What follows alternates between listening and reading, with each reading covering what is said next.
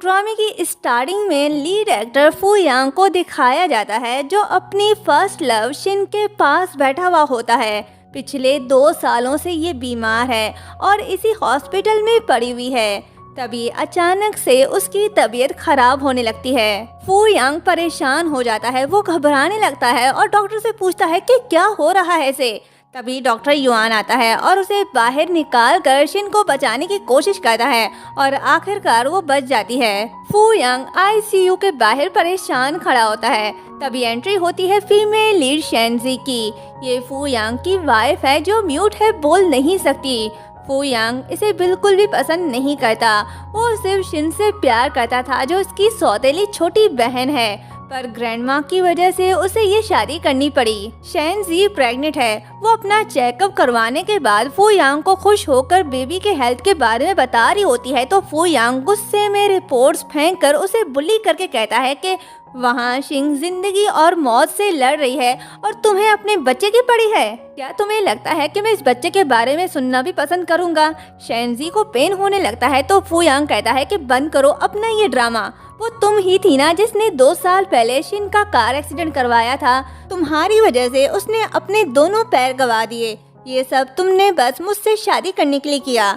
अगर तुम शिन की बहन ना होती और तुम्हारा हार्ट मैच ना हुआ होता तो मैं तुम्हें कब का मार चुका होता। आज तक मैं तुम्हें सिर्फ उसकी वजह से बर्दाश्त कर रहा हूँ क्योंकि तुम्हारी वजह से वो बच सकती है। ये कहते ही वो उसे धक्का देकर नीचे गिरा देता है। शेनजी कहती है कि तुम हमारे बच्चे को हर्ट कर रहे हो। फू यांग कहता है कि क्या कहा? मैं हर्ट कर रहा हूँ? क्या मैंने तुम्हारा मिसकैरेज करवाया या तुम्हें कभी ड्रग्स दिया? मेरे साथ रहने के लिए ये डर्टी ट्रिक्स यूज करना बंद करो। तभी डॉक्टर युआन आता है और बताता है कि शिन अब खतरे से बाहर है, उसे केयर की ज़रूरत है और जल्द ही उसका हार्ट ट्रांसप्लांट करना होगा। तभी फू यांग शेनजी को पकड़कर डॉक्टर युआन से कहता है कि अब से ये शिन का ख्याल रखेगी।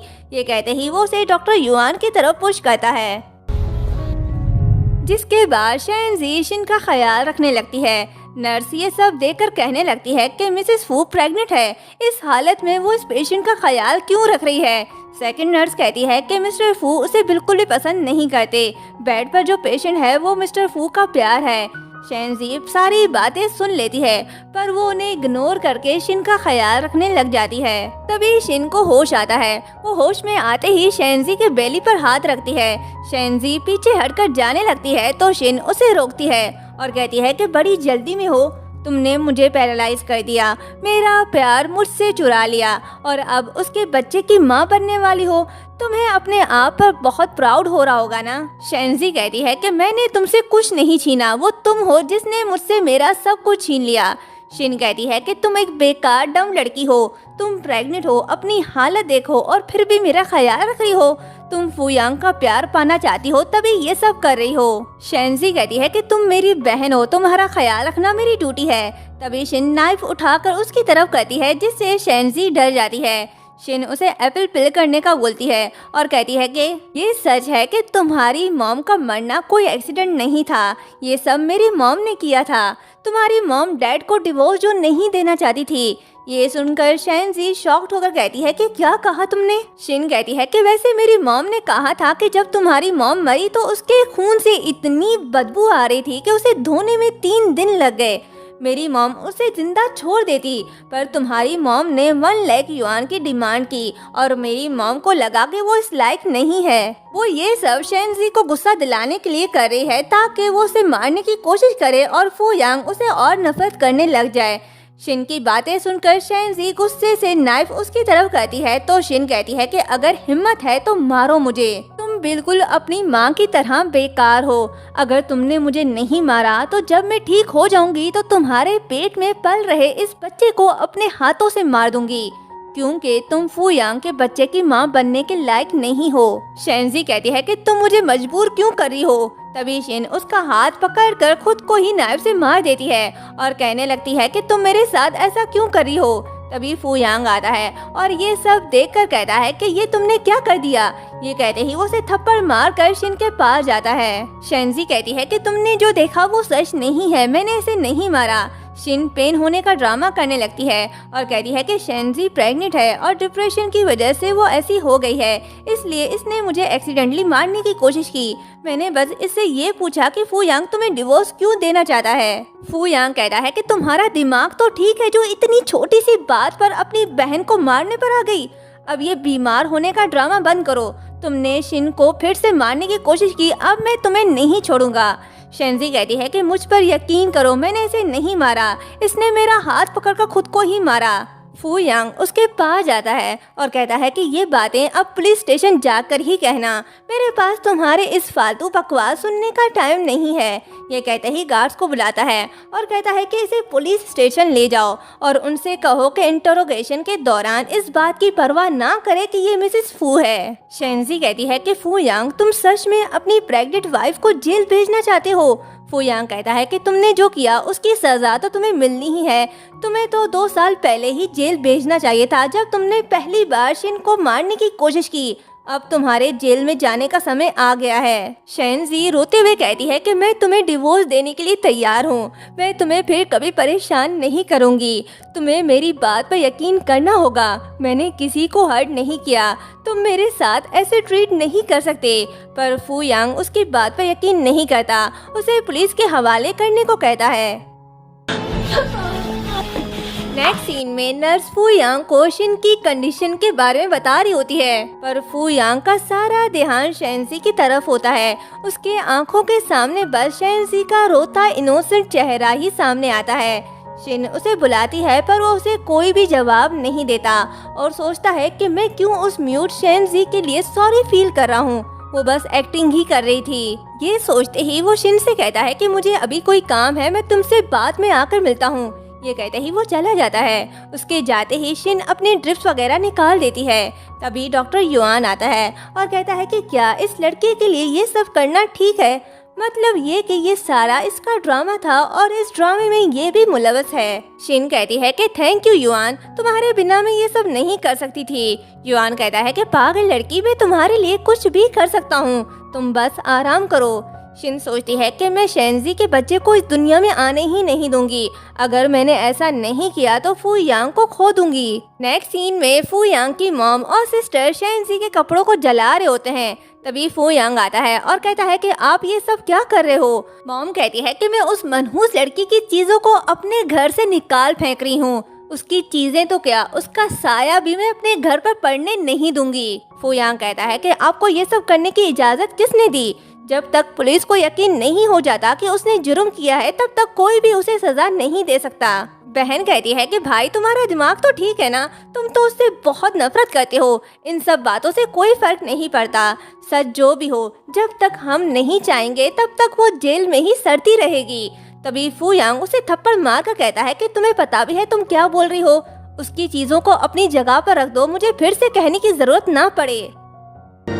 दूसरी तरफ शेंजी को जेल में दिखाया जाता है जहां वो सपने में अपनी मॉम को देख रही होती है। जब वो छोटी थी तब कुछ लोग उसे और उसकी मॉम को मारने आए थे। वहां एक लड़का भी होता है जो शेंजी को बचाकर ले जाता है। आखिर ये लड़का कौन है? मॉम को सपने में मरता हुआ देखकर शेंजी डर के उठ जाती है। तभी कुछ लड़कियां उसे बातें सुनाने लगती हैं। शेंजी उन्हें इशारों से कुछ बताने लगती है तो वो कहती है कि ये इशारे से हमें क्या बताना चाह रही है, क्या ये हमें बातें सुना रही है? ये कहते ही वो उसे नीचे गिरा देती है और उसे धमकाने लगती है कि ये इशारे करना बंद करो वरना तुम्हारे पेट में पल रहे इस बच्चे को अभी इसी वक्त बाहर निकाल दूंगी। शेंजी कहती है कि आखिर तुम चाहती क्या हो? वो कहती है कि कुछ भी तो नहीं, बस तुम्हारे इस बच्चे को जल्द ही इस दुनिया में लाना चाहती हूँ। ये कहते ही वो उसके बैली पर पैर रखती है और जैसे ही मारने लगती है तभी पुलिस ऑफिसर आता है। दोनों लड़कियां पीछे हट जाती हैं। पुलिस शेंजी से कहता है कि तुमसे कोई मिलने आया है। शेंजी जैसे ही बाहर आती है उसकी तबीयत खराब होने लगती है, वो नीचे गिर जाती है। तभी सामने से फू यांग आता है। वो समझती है कि फू यांग उसे बचाने आया है पर नहीं, वो उसे दीवार पर पटक कर कहता है कि अगर तुम यहाँ से बाहर निकलना चाहती हो तो तुम्हें अपना हार्ट शिन को डोनेट करना होगा। शेंजी कहती है कि क्या तुम यहाँ सिर्फ यही कहने आए हो? फू यांग कह रहा है कि और नहीं तो क्या, तुम्हें क्या लगा मैं यहाँ तुम्हें बचाने आया हूँ? शेंजी कहती है कि अगर मैंने उसे अपना हार्ट दे दिया तो मेरा और हमारे बच्चे का क्या होगा? फू यांग कहता है कि तुमने शिन के साथ जो कुछ किया उसके लिए ये तो कुछ भी नहीं है।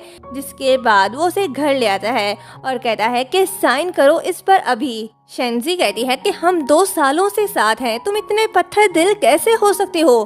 फू यांग कहता है कि तुम्हारा बेबी इनोसेंट है, इसलिए मैं तुम्हारा हार्ट ट्रांसप्लांट तब करवाऊंगा जब ये बच्चा इस दुनिया में आ जाएगा। शेंजी कहती है कि अगर मैं ना मानूं तो। ये सुनकर फू यांग गुस्से से उसके पास जाता है और कहता है कि तुम्हारे पास और कोई चॉइस नहीं, या तो अपने इस बच्चे के साथ जेल में रहो या शिन को हार्ट डोनेट करो, फैसला अब तुम्हारे हाथ में है। फू यांग की बातें सुनकर शेंजी इमोशनल होकर अपने बेबी से कहती है कि तुम फिक्र मत करो, मैं तुम्हें एक अच्छी लाइफ दूंगी, भले मुझे इसके लिए कुछ भी क्यों ना करना पड़े। उसके बाद वो कॉन्ट्रैक्ट साइन कर देती है और कहती है कि मुझे उम्मीद है कि तुम अपना प्रॉमिस जरूर पूरा करोगे। फू यांग कहता है कि मेरे बच्चों के लिए शिन एक अच्छी माँ बनेगी। नेक्स्ट डे फू यांग डॉक्टर पर गुस्सा हो रहा होता है क्योंकि उसने उनको हार्ट ट्रांसप्लांट सर्जरी के लिए रिसर्च करने के लिए बोला था। वो चाहता है कि शेंजी भी बच जाए और शिन का हार्ट ट्रांसप्लांट भी हो जाए, लेकिन वो सही से रिसर्च नहीं कर रहे होते। डॉक्टर कहते हैं कि फू यांग ऐसा नहीं है कि हम ट्राई नहीं कर रहे, लेकिन शिन की कंडीशन बहुत खराब है। फू यांग गुस्से से कहता है कि ये सब बकवास है, मेरे पास टाइम नहीं है इन सब का, मुझे इसकी रिसर्च कंप्लीट चाहिए वरना तुम लोगों के लिए अच्छा नहीं होगा। वहीं खड़ी शिन ये सारी बातें सुन रही होती है और फू यांग के पास आकर कहती है कि तुम इतने गुस्से में क्यों हो। फू यांग कहता है कि तुम यहाँ क्या कर रही हो, तुम्हें तो आराम करना चाहिए था। शिन कहती है कि नाइफ का जख्म इतना गहरा नहीं था और मैं तुम्हें बहुत मिस भी कर रही थी। फिर उसे पूछती है कि फू यांग, मैंने सुना है कि तुम हार्ट ट्रांसप्लांट पर रिसर्च करवा रहे हो। फू यांग हाँ कहता है तो शिन कहती है कि मुझे पता है कि शेंजी तुम्हारी वाइफ है और उसका बेबी भी होने वाला है, उसका हार्ट मुझे देना वेस्ट होगा, ज्यादा से ज्यादा मैं कुछ साल ही जिंदा रहूंगी, इस सर्जरी का कोई फायदा नहीं होगा। फू यांग शिन का हाथ पकड़ता है और कहता है कि तुम ऐसा मत सोचो, मुझे बस कुछ और समय चाहिए और तुमने वैसे भी जिंदगी में बहुत सी चीजें फेस की हैं, मेरे दिल में तुम्हारी जो जगह है वो कोई भी नहीं ले सकता, अब तुम रेस्ट करो। ये कहते ही वो वहाँ से चला जाता है। उसके बाद वहाँ डॉक्टर युआन आता है और कहता है कि मैंने कॉन्ट्रैक्ट देखा है शेंजी के साथ हार्ट ट्रांसप्लांट का। तो शिन कहती है कि मैंने खुद अभी सुना है कि वो मेरे लिए आर्टिफिशियल हार्ट ढूंढ रहा है, मैं उस चुड़ैल शेंजी को जिंदा रहने नहीं दूंगी। युआन कहता है कि तुम फिक्र मत करो, मैं कुछ करता हूँ। जिसके बाद युआन सर्जरी का शेड्यूल चेंज कर देता है। जब फू यांग को ये पता चलता है तो वो डॉक्टर युआन के पास आता है और गुस्से से कहता है कि शिन तो खतरे से बाहर थी ना, तो अब ये सब क्या है, सर्जरी तो कुछ टाइम बाद होने वाली थी, तो तुमने शेड्यूल अब क्यों चेंज कर दिया। डॉक्टर युआन कहता है कि तुम्हें कुछ भी नहीं पता, शिन की हालत अभी भी ठीक नहीं है, जिस वजह से मुझे ये सर्जरी जल्द ही शेड्यूल करनी पड़ी। फू यांग कहता है कि लेकिन हमें शिन से मैच होता हुआ हार तो मिल गया, लेकिन मैं कुछ और रिसर्च करवा रहा हूँ। डॉक्टर युआन कहता है कि शेंजी प्रेग्नेंट है, वो तुम्हारे बच्चे की माँ बनने वाली है और तुम ये सब बर्दाश्त नहीं कर पा रहे, अब तुम्हें ही चूज करना पड़ेगा कि तुम किसे बचाओगे। दूसरी तरफ शेंजी शिन के पास आती है उससे मिलने, तो शिन कहती है कि मैंने सुना है तुमने हार्ट डोनेट करने के लिए एग्रीमेंट में साइन कर दिया है, उसके लिए मैं तुम्हें थैंक्स कहना चाहती हूँ।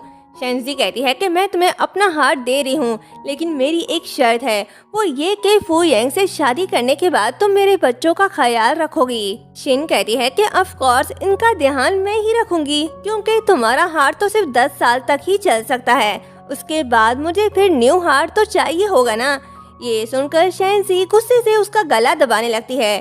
तभी वहाँ फू यांग और डॉक्टर युआन आते हैं। फू यांग शेंजी से कहता है कि ये क्या किया तुमने। शेंजी कहती है कि ये मेरे बच्चे को मारना चाहती है। फू यांग उसे दूर करके शिन के पास जाता है। डॉक्टर युआन कहता है कि मुझे डर है कि ये कोमा में न चली जाए, हमें कुछ दिनों के अंदर अंदर शिन का हार्ट ट्रांसप्लांट करना होगा, वरना इसकी जान को खतरा भी हो सकता है। ये सुनकर फू यांग परेशान हो जाता है और गुस्से में शेंजी को देखने लगता है। जिसके बाद वो शिन के होश में आने का इंतजार कर रहा होता है। शिन को होश आता है, वो उसके पास जाता है तो शिन उसे हग करके कहती है कि फू यांग मैं बहुत जल्द ही मरने वाली हूँ, तो तुम मेरी बहन के साथ खुश रहना। फू यांग कहता है कि अगर वो ना होती तो ये सब ना होता, तुम फिक्र मत करो, मैं तुम्हें कुछ होने नहीं दूंगा और तुम्हारे लिए उसका हार्ट ट्रांसप्लांट करवाऊंगा। शिन तो खुश होने लगती है। शेंजी भी वहीं आती है और बाहर खड़ी दोनों की बातें सुन रही होती है। शिन फू यांग से कहती है कि मैंने डॉक्टर युआन को ये कहते हुए सुना है कि प्रेग्नेंट लोगों का हार्ट ट्रांसप्लांट नहीं हो सकता। फू यांग कहता है तो मैं उस डम लड़की का अबॉर्शन करवा दूंगा। 24 घंटों के अंदर अंदर तुम्हारा हार्ट ट्रांसप्लांट जरूर होगा।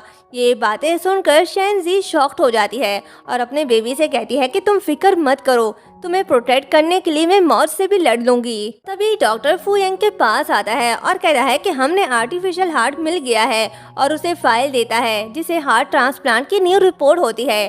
फू यांग खुश होकर फाइल देखने लगता है। शिन सोचती है कि ये जानकर तुम बहुत खुश हो कि शेंजी को अपना हार्ट डोनेट करने की जरूरत नहीं। डॉक्टर कहता है कि हमें पूरा यकीन है कि इस तरह मिस शिन लंबी जिंदगी जी सकती है। फू यांग खुश होता है। शिन कहती है कि ये तो अच्छी बात है, इससे कोई फर्क नहीं पड़ता कि मेरी बहन ने पास्ट में मेरे साथ क्या किया। आखिरकार हमारा खून का रिश्ता है और मैं भी ये बर्दाश्त नहीं कर पा रही थी कि मेरी बहन मुझे अपना दिल दे। फू यांग कहता है कि तुम सच में बहुत अच्छी हो। जिसके बाद शिन डॉक्टर युआन के पास जाती है और कहती है कि मैं फू यांग से बहुत प्यार करती हूँ, मैं हाथ पे हाथ धरे बैठे उसका इंतजार नहीं कर सकती, तुम्हें मेरी हेल्प करनी होगी। डॉक्टर युआन कहता है कि अच्छा बताओ तुम मुझसे क्या करवाना चाहती हो। शिन कहती है कि शेंजी अभी वार्ड में नहीं है, तुम सीसीटीवी कैमरा चेक करो और उसे ढूंढने में मेरी हेल्प करो। इसके बाद वो शेंजी के पास जाती है और उसे रोककर कहती है कि तुम मुझसे भाग क्यों रही हो। शेंजी कहती है क्योंकि तुम मेरे बच्चे को हर्ट करना चाहती हो। शिन कहती है कि मैं तो तुम्हें बचाना चाहती हूँ लेकिन तुम मेरे साथ ठीक नहीं कर रही, तुम फू यांग को मुझसे छीनना चाहती हो। शेंजी कहती है कि फू यांग मुझसे बिल्कुल भी प्यार नहीं करता, तुम और क्या चाहती हो। शिन कहती है कि फू यांग से मुझसे प्यार करता है, इसलिए मैं तुम्हें बिल्कुल भी इजाजत नहीं दूंगी कि तुम इस बच्चे के जरिए फू यांग को मुझसे छीनो। मैंने सोचा था कि आज मैं तुम्हारा दिल लेकर तुमसे हमेशा के लिए छुटकारा पा लूंगी, पर मैंने ये एक्सपेक्ट नहीं किया था कि तुम इतनी लकी होगी। शेंजी कहती है कि क्या मतलब है तुम्हारा, तुम्हें मेरे दिल की बिल्कुल भी जरूरत नहीं। शिन कहती है कि मुझे तुम्हारे इस डर्टी दिल की कभी जरूरत थी भी नहीं, मैं तो बस तुम्हें और तुम्हारे बच्चे को मारना चाहती थी। बाय मेरी प्यारी बहन। ये कहते ही वो उसे धक्का दे मारती है जिससे शेंजी सीढ़ियों से नीचे गिर जाती है। तभी फू यांग शिन को ढूंढते हुए आ रहा होता है। उसकी आवाज सुनकर शिन खुद को व्हील चेयर से गिरा देती है जैसे वो उसकी हेल्प करना चाहती थी। फू यांग जब ये सब देखता है तो वो शिन को बचाने के बजाय शेंजी के पास जाता है। ये देखकर शिन का मुंह उतर जाता है। वो फू यांग को बुलाती है तो फू यांग कहता है मैं शेंजी को हॉस्पिटल ले जा रहा हूँ और असिस्टेंट को तुम्हारी हेल्प के लिए भेज दूंगा। ये कहते ही वो शेंजी को उठाकर ले जाता है। शिन का तो गुस्से से पारा हाई हो जाता है। वो कहती है कि शेंजी मैं तुम्हें मार कर ही छोड़ूंगी। नेक्स्ट सीन में शेंजी को होश आता है तो वो फू यांग की तरफ देखती है जो सोया हुआ होता है। तभी उसे याद आता है कि उसने शिन को छोड़कर उसे बचाया, तो वो सोचती है कि इसने मुझे क्यों बचाया। तभी फू यांग उसके पास आता है और कहता है कि 2 साल हो गए लेकिन तुम अभी भी उतनी बेशर्म और खुदगर्ज हो जो खुद की लाइफ बचाने के लिए अपनी बहन पर ही अटैक करती हो। शेंजी कहती है कि मैंने कुछ नहीं किया, उसने मुझे धक्का दिया, पर फू यांग उसकी बात पर यकीन नहीं करता और कहता है कि बकवास बंद करो, तुम बोल नहीं सकती लेकिन सही और गलत को उलझाने में तुम माहिर हो। जब तुम्हें पता चला कि वो बहुत जल्द ही ठीक होने वाली है तो तुम उसे मारना चाहती हो ताकि तुम हमेशा मिसेस फू बनी रहो। ऐसा कभी नहीं होगा। ये कहते ही वो उसे पुश करता है। तभी ग्रैंडमा आती है और कहती है कि फिट्टे मुंह तेरे, अभी तक मैं मरी नहीं जो तुम इसके साथ ये सब कर रहे हो। जब तक मैं जिंदा हूँ कोई भी शेंजी को बुली नहीं कर सकता। ये कहते ही शेंजी को हक करके कहती है कि मेरी प्यारी बच्ची, दादी सब जानती है कि तुमने आज तक बहुत कुछ बर्दाश्त किया। फू यांग कहता है कि आप इस लड़की की साइड कैसे ले सकती हो जिसने कई बार शिन को मारने की कोशिश की। ये सुनकर ग्रैंडमा उसे अपनी लाठी से मारने लगती है। तभी शेंजी उन्हें रोकती है तो ग्रैंडमा कहती है कि शेंजी तुम अभी भी इस कमीने को प्रोटेक्ट करी हो जिसने तुम्हें बहुत सताया। शेंजी कहती है कि दादी मैंने इस बारे में बहुत सोचा, जो मुझसे प्यार नहीं करता उसके साथ जबरदस्ती रहने के बजाय डिवोर्स देना बेहतर है। वो ये कहता है कि दादी अब आपकी उम्र हो गई है, आपको हम दोनों की फिक्र करने की कोई जरूरत नहीं। ये सुनकर ग्रैंडमा की तबीयत खराब होने लगती है। फू यांग परेशान हो जाता है और डॉक्टर को बुलाता है। जिसके बाद डॉक्टर ग्रैंडमा का चेकअप कर रहा होता है। फू यांग डॉक्टर से पूछता है कि ग्रैंडमा अब कैसी है, तो ग्रैंडमा डॉक्टर को इशारा करती है, मतलब ये कि ग्रैंडमा ने तबीयत खराब होने का नाटक किया है। डॉक्टर समझ जाता है और फू यांग से कहता है कि ग्रैंडमा की कंडीशन ठीक नहीं है और ये कोई भी बैड न्यूज़ बर्दाश्त नहीं कर सकती। तुम्हें इस बात का ख्याल रखना होगा और ग्रैंडमा से ऐसा कुछ नहीं कहना होगा जिससे सुनकर इनकी तबीयत फिर से खराब होने लगे। शेंजी इमोशनल होकर ग्रैंडमा से कहती है कि मेरी गलती है जिस वजह से आपकी ये हालत है। ग्रैंडमा कहती है कि मेरी अब उम्र हो गई है, मुझे डर है कि मैं और जिंदा रह पाऊंगी या नहीं, पर मुझे यकीन है कि अगले जन्म में भी तुम ही मेरी ग्रैंड डॉटर इन लॉ बनोगी। फू यांग को ये बात पसंद नहीं आता, तो ग्रैंडमा कहती है कि तुम तो यही चाहते हो ना कि मैं जल्द ही मर जाऊं। ठीक है, तुम दोनों को यही मेरे साथ रहना होगा, किसी को भी यहाँ से हिलने की इजाजत नहीं। जिसके बाद फू यांग ग्रैंडमा के पास बैठा हुआ होता है और शेंजी सोफे पर सो रही होती है। तभी शेंजी गिरने वाली होती है तो ग्रैंडमा फू यांग से कहती है कि बदतमीज लड़के, अपनी वाइफ को देखो, वो नीचे गिरने वाली है। फू यांग फौरन से जाकर उसे गिरने से बचा लेता है और उस पर चादर ओढ़कर जैसे ही जाने लगता है तो शेंजी उसका हाथ पकड़ लेती है। ग्रैंडमा कहती है कि शेंजी बहुत बुरा सपना देख रही है, तुम उसके पास बैठो, उसे कंफर्ट करो। फू यांग ग्रैंडमा की बात नहीं मानता, वो उसका हाथ छुड़ाने की कोशिश करता है तो ग्रैंडमा कहती है पकड़े रखो उसका हाथ, लगता है मुझे तुम्हें ये सिखाना पड़ेगा कि कैसे अपनी वाइफ का ख्याल रखना है। फू यांग शेंजी के पास बैठ जाता है और उसकी केयर करने लगता है। ये देखकर ग्रैंडमा बहुत खुश होती है। तभी वहाँ शिन आती है। फू यांग कहता है कि तुम यहाँ क्या करी हो। ये कहते ही वो शिन के पास जाता है तो शेंजी नीचे गिर जाती है। ये देखकर ग्रैंडमा गुस्से में बातें सुनाने लगती है कि तुमने इस बेकार लड़की के लिए अपनी प्रेग्नेंट वाइफ को जमीन पर गिरने दिया। शिन अपना ड्रामा स्टार्ट करती है और रोते हुए वहाँ से जाने लगती है। फू यांग भी उसके साथ जा रहा होता है तो ग्रैंडमा उसे रोककर कहती है कि तुम उसके पीछे क्यों जा रहे हो, वापस आओ और अपनी वाइफ की हेल्प करो। ग्रैंडमा की डांट सुनकर फू यांग शेंजी के पास आता है और उसे उठाकर सोफे पर लेटाकर ग्रैंडमा से कहता है कि शिन के पैर अभी ठीक नहीं है, उसकी अभी सर्जरी हुई है, उसे मैं इस हालत में अकेला नहीं छोड़ सकता। ये कहते ही वो बाहर आता है तो देखता है कि शिन वहाँ नहीं है। वो उसे ढूंढने लगता है पर शिन उसे कहीं नहीं मिलती। वो उसे कॉल करता है पर वो कॉल भी अटेंड नहीं करती, तो वो असिस्टेंट को कॉल करके सीसीटीवी रिकॉर्ड चेक करके शिन का पता लगाने के लिए कहता है। तभी शेंजी आती है और कहती है कि तुम यहाँ क्या कर रहे हो, ग्रैंडमा तुमसे बहुत नाराज है, तुम्हें उनके पास जाना चाहिए। फू यांग कहता है कि अगर तुम ये सब ड्रामा ना करती तो ग्रैंडमा की ये हालत ना होती। ये मत सोचो कि तुम्हारे साथ ग्रैंडमा है तो मैं तुम्हें कुछ नहीं करूँगा, मैं तुम्हारे साथ वो कुछ करूँगा जिसके बारे में तुमने कभी सोचा भी ना होगा। ये सुनकर शेंजी पीछे हट जाती है। तभी असिस्टेंट फू यांग को कॉल करके बताता है कि सीसीटीवी रिकॉर्ड से ये पता चला है कि किसी ने शिन को किडनैप किया है। ये सुनकर फू यांग गुस्सा हो जाता है और शेंजी से कहता है कि बताओ क्या किया है तुमने शिन के साथ। ये कहते ही वो शिन का हाथ पकड़कर उसे ले जा रहा होता है। नेक्स्ट सीन में दोनों कार में बैठकर जा रहे होते हैं। तभी शेंजी की तबीयत खराब होने लगती है, उसे पेन होने लगता है। वो फू यांग से कहती है कि मुझे बहुत पेन हो रहा है, मुझे अभी हॉस्पिटल जाना है। तो फू यांग कहता है कि वहाँ शिन मिसिंग है और तुम यहाँ वापस जाने के बहाने ढूंढ रही हो। शेंजी कहती है कि तुम कितने नीच और बेशर्म इंसान हो, मुझे इस तरह तकलीफ में कैसे देख सकते हो। फू यांग कहता है कि तुम एक कातिल हो, तुम्हें क्या लगता है कि मुझे तुम पर तरस आएगा। शेंजी कहती है कि तुम्हें लगता है कि मैं कातिल हूँ तो मुझे न्याय के कटघरे में क्यों नहीं ले जाते। फू यांग कहता है कि अगर मुझे ग्रैंडमा की फिक्र ना होती तो तुम्हें जिंदगी भर जेल में सड़ने देता। शेंजी कहती है कि अगर मुझे पता होता कि मेरे साथ ये सब होगा तो मैं बचपन में तुमसे मिलती ही नहीं। फू यांग कहता है कि वो लड़की तुम नहीं थी, तुम्हें क्या लगता है ये सब बातें करके तुम मेरे दिल में शिन की जगह ले लोगी? ऐसा कभी नहीं हो सकता, तुम बस ख्वाब देखती रहो। शेंजी कहती है कि जब मेरी मॉम का मर्डर हुआ उसके बाद से मैं म्यूट हो गई, मैं तुम्हें बता नहीं पाई कि वो मैं थी। क्या तुम भूल गए कि तुमने मुझे प्रोटेक्ट करने का वादा किया था?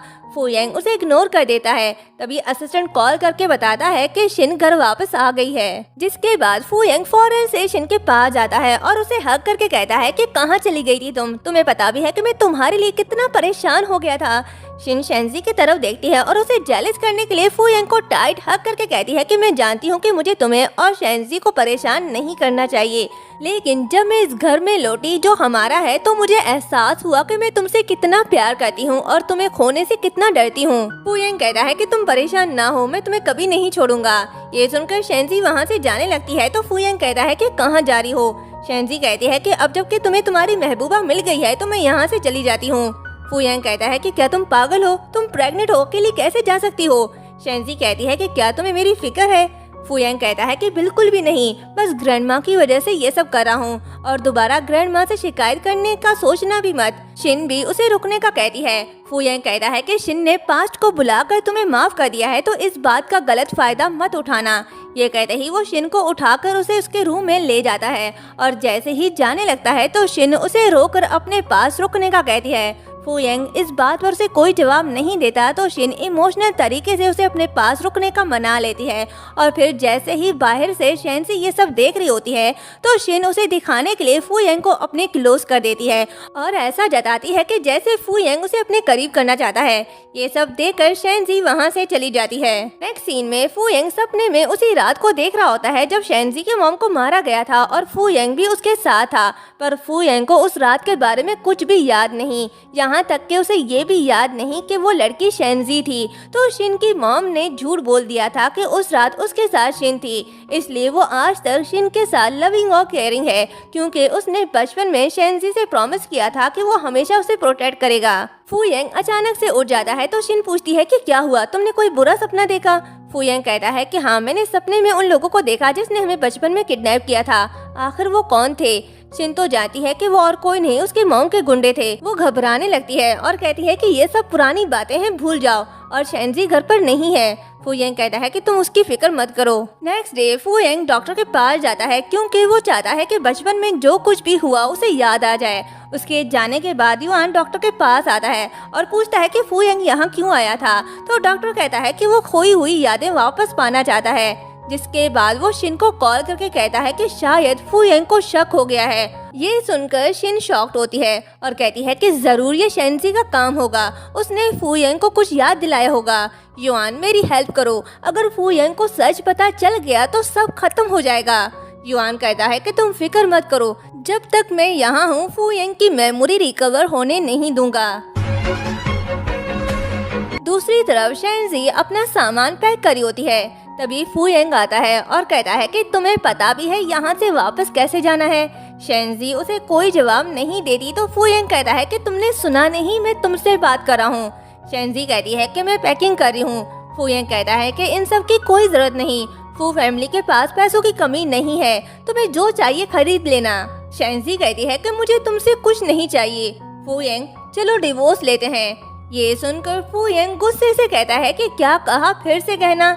शैनजी कहती है कि हम पहले ही अलग हो चुके हैं, इन बच्चों के होने के बाद मैं इनका अकेले ही ख्याल रखूंगी, तुम्हें और शिन को परेशान नहीं करूंगी।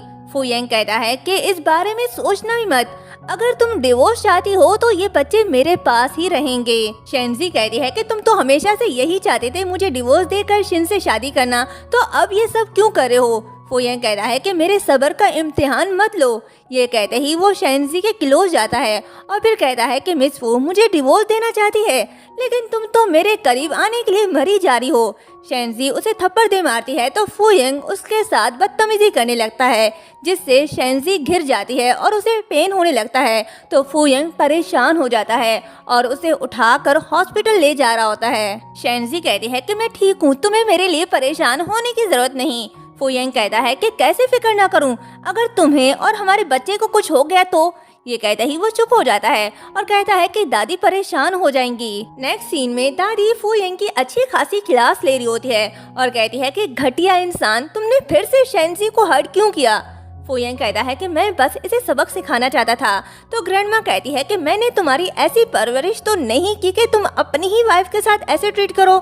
तभी फुयांग को शैनजी की बात याद आती है, जब उसने डिवोर्स का कहा था तो वो ग्रैंडमा से कहता है कि बहुत जल्द ही ये हमारी फैमिली का हिस्सा नहीं रहेगी। ये सुनकर ग्रैंडमा कहती है कि बेशर्म इंसान, मैं तुम्हें मार दूंगी। ये कहते ही वो उसे मारने लगती है तो शैनजी फिर से ग्रैंडमा को रोकती है। ग्रैंडमा कहती है कि छोड़ो मुझे, तुम अभी भी इस कमीने को प्रोटेक्ट कर रही हो। तभी फुयांग को शिन की कॉल आती है। वो ग्रैंडमा से कहता है कि मुझे कंपनी में कुछ काम है, मैं चलता हूँ, और शैनजी को उसका ख्याल रखने का कहकर चला जाता है। जिसके बाद फुयांग शिन के पास आता है क्योंकि उसने झूठ बोलकर उसे बुलाया कि उसकी तबीयत ठीक नहीं। तो वो उससे पूछता है कि क्या हुआ, तुम ठीक तो हो ना? शिन कहती है कि सॉरी फुयांग, मेरे पैर में बहुत पेन हो रहा था इसलिए तुम्हें बुलाया, मैंने तुम्हें डिस्टर्ब तो नहीं किया ना? फिर कहती है कि डॉक्टर ने कहा है कि मैं शायद कभी ठीक नहीं हो पाऊँ। फुयांग कहता है कि सॉरी शिन, मैं तुम्हें ठीक से प्रोटेक्ट नहीं कर पाया। शिन कहती है कि ये तुम्हारी गलती नहीं है, मुझे पता नहीं था कि मेरी बहन मुझसे इतनी नफरत करेगी। इमोशनल ड्रामा करने के बाद वो उससे कहती है कि मैं ऑलमोस्ट ठीक हो गई हूँ, तो हम कब शादी करेंगे? मैं 2 साल से वेट कर रही हूँ और इंतजार नहीं कर सकती। तो फूयंग कहता है कि अभी नहीं, ग्रैंडमा की तबीयत ठीक नहीं है। ये सुनकर शिन सोचती है कि शेंजी, ये सब तुम्हारी वजह से हो रहा है, मैं तुम्हें फिर से फूयंग को छीनने नहीं दूंगी। फिर फूयंग से कहती है कि मुझे कुछ देर के लिए अकेला छोड़ दो। फूयंग के जाने के बाद वो युआन को कॉल करके कहती है कि कुछ ऐसा है जिसमें मैं चाहती हूँ कि तुम मेरी हेल्प करो। फूयंग शेंजी के पास आता है और कहता है कि जल्दी से रेडी हो जाओ, हम ग्रैंडमा के घर जा रहे हैं। शेंजी हाँ कहकर रेडी होने के लिए चली जाती है। दूसरी तरफ शिन ग्रैंडमा के पैरों पर गिरकर गिड़गिड़ाने लगती है कि दादी, मैं आपसे बहुत प्यार करती हूँ, लेकिन आप मुझसे इतनी नफरत क्यों करती हो? अगर मेरे साथ ये सब ना हुआ होता तो आज मैं फूयंग की वाइफ होती और हमारे बहुत से बच्चे होते। ग्रैंडमा कहती है कि इससे ये पता चलता है कि ऊपर वाले के पास भी आंखें हैं। शिन कहती है कि दादी, क्या आप मेरे साथ इंसाफ कर सकती हो? मैं कितने सालों से बेड पर पड़ी हूँ, लेकिन जिसने मेरी ये हालत की आप उसे पसंद करती हो और वो अभी भी फूयंग की वाइफ है, ये नाइंसाफी है। ये कहते ही वो तबीयत खराब होने का ड्रामा स्टार्ट करती है। तभी फूयंग आता है और उसे उठाकर हॉस्पिटल ले जा रहा होता है। तो ग्रैंडमा कहती है कि तुम्हारा दिमाग खराब हो गया है, मैंने तुम्हें यहाँ शेंजी को लाने के लिए बुलाया था, लेकिन तुम्हारा ध्यान इस ड्रामेबाज शिन पर है। फूयंग कहता है कि दादी, शिन आपके साथ गुड रिलेशनशिप बनाना चाहती थी, तो आपको इसे धक्का देने की क्या जरूरत थी? ग्रैंडमा कहती है कि क्या कहा? मुझसे रिलेशनशिप बनाना चाहती है? मैं तुमसे कुछ पूछना चाहती हूँ, तुम क्यों इस लड़की की वजह से मुझसे उलझ रहे हो और अपनी वाइफ को इग्नोर कर रहे हो? तुमने कई बार इसकी वजह से शेंजी को हर्ट किया है। फूयंग कहता है कि शिन बहुत सिंपल और काइंड है, इसने कभी किसी के बारे में बुरा नहीं सोचा और ना ही इसका कोई बुरा इरादा है। ये कहते ही वो शेंजी के पास जाता है और कहता है कि मैं आज इसके साथ यहाँ इसलिए आया हूँ क्योंकि मुझे कुछ कहना है। वो ये कि शेंजी कातिल है क्योंकि इसने कई बार शिन को मारने की कोशिश की। अगर यहाँ कोई गलत है तो वो है आपकी लाडली शेंजी, और ये फू फैमिली के लिए बिल्कुल भी क्वालिफाइड नहीं है। इसने जो किया है उसके लिए मैं इसे जेल भिजवा देता, लेकिन इसके जेल ना जाने का रीजन है शिन, क्योंकि इसने अपनी बहन को माफ कर दिया, और सेकंड रीजन ये है कि ये मेरे बच्चों की माँ बनने वाली है, वरना मैं इसे किए की सजा जरूर देता। ये सुनकर ग्रैंडमा कहने लगती है कि तुम्हें इस लड़की ने अंधा कर दिया है, तुम्हारी हिम्मत कैसी हुई मेरे सामने शेंजी को धमकाने की। ये कहते ही वो फूयंग को मारने लगती है, तो इस बार शिन ग्रैंडमा को रोकती है और इस चक्कर में वो नीचे गिर जाती है। तो फूयंग उसके पास आता है और उसे उठाकर ले जा रहा होता है। तो ग्रैंडमा कहती है वहीं रुको, मेरी बात अभी तक खत्म नहीं हुई। क्या ये लड़की मुझसे ज्यादा इम्पोर्टेंट है? तुमने शेंजी को धोखा दिया है, तुम जानते भी हो उस वक्त क्या हुआ था। जब तुम्हें सच का पता चलेगा तो तुम बहुत पछताओगे। ये कहते ही वो उसे अपनी नजरों से दफा होने का कहती है। फूयंग शिन की केयर कर रहा होता है, तो शिन कहती है कि फूयंग, क्या तुम्हें याद है उस समय क्या हुआ था?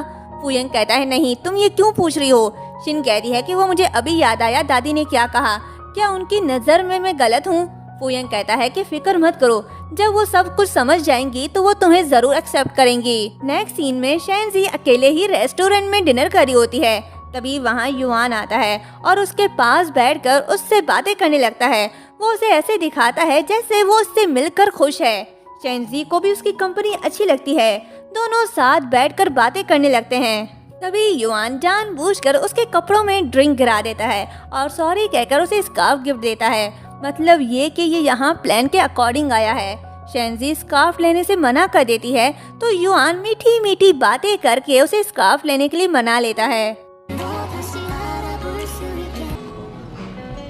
जिसके बाद शेंजी घर आती है, जहाँ फूयंग उसका इंतजार कर रहा होता है और कहता है कि काफी रात हो गई है, कहाँ गई थी तुम? शेंजी कहती है कि मुझे लगा कि तुम वापस नहीं आओगे, इसलिए मैं खाना खाने बाहर चली गई थी। फूयंग कहता है कि तुमने ऐसा क्यों सोचा? मैं अपने घर वापस नहीं आऊंगा तो कहाँ जाऊंगा? शेंजी कहती है कि मैंने सोचा कि तुम शिन के साथ हॉस्पिटल में रुकोगे। तो फूयंग कहता है कि मुझे भूख लगी है, अभी जाकर मेरे लिए खाना बनाओ।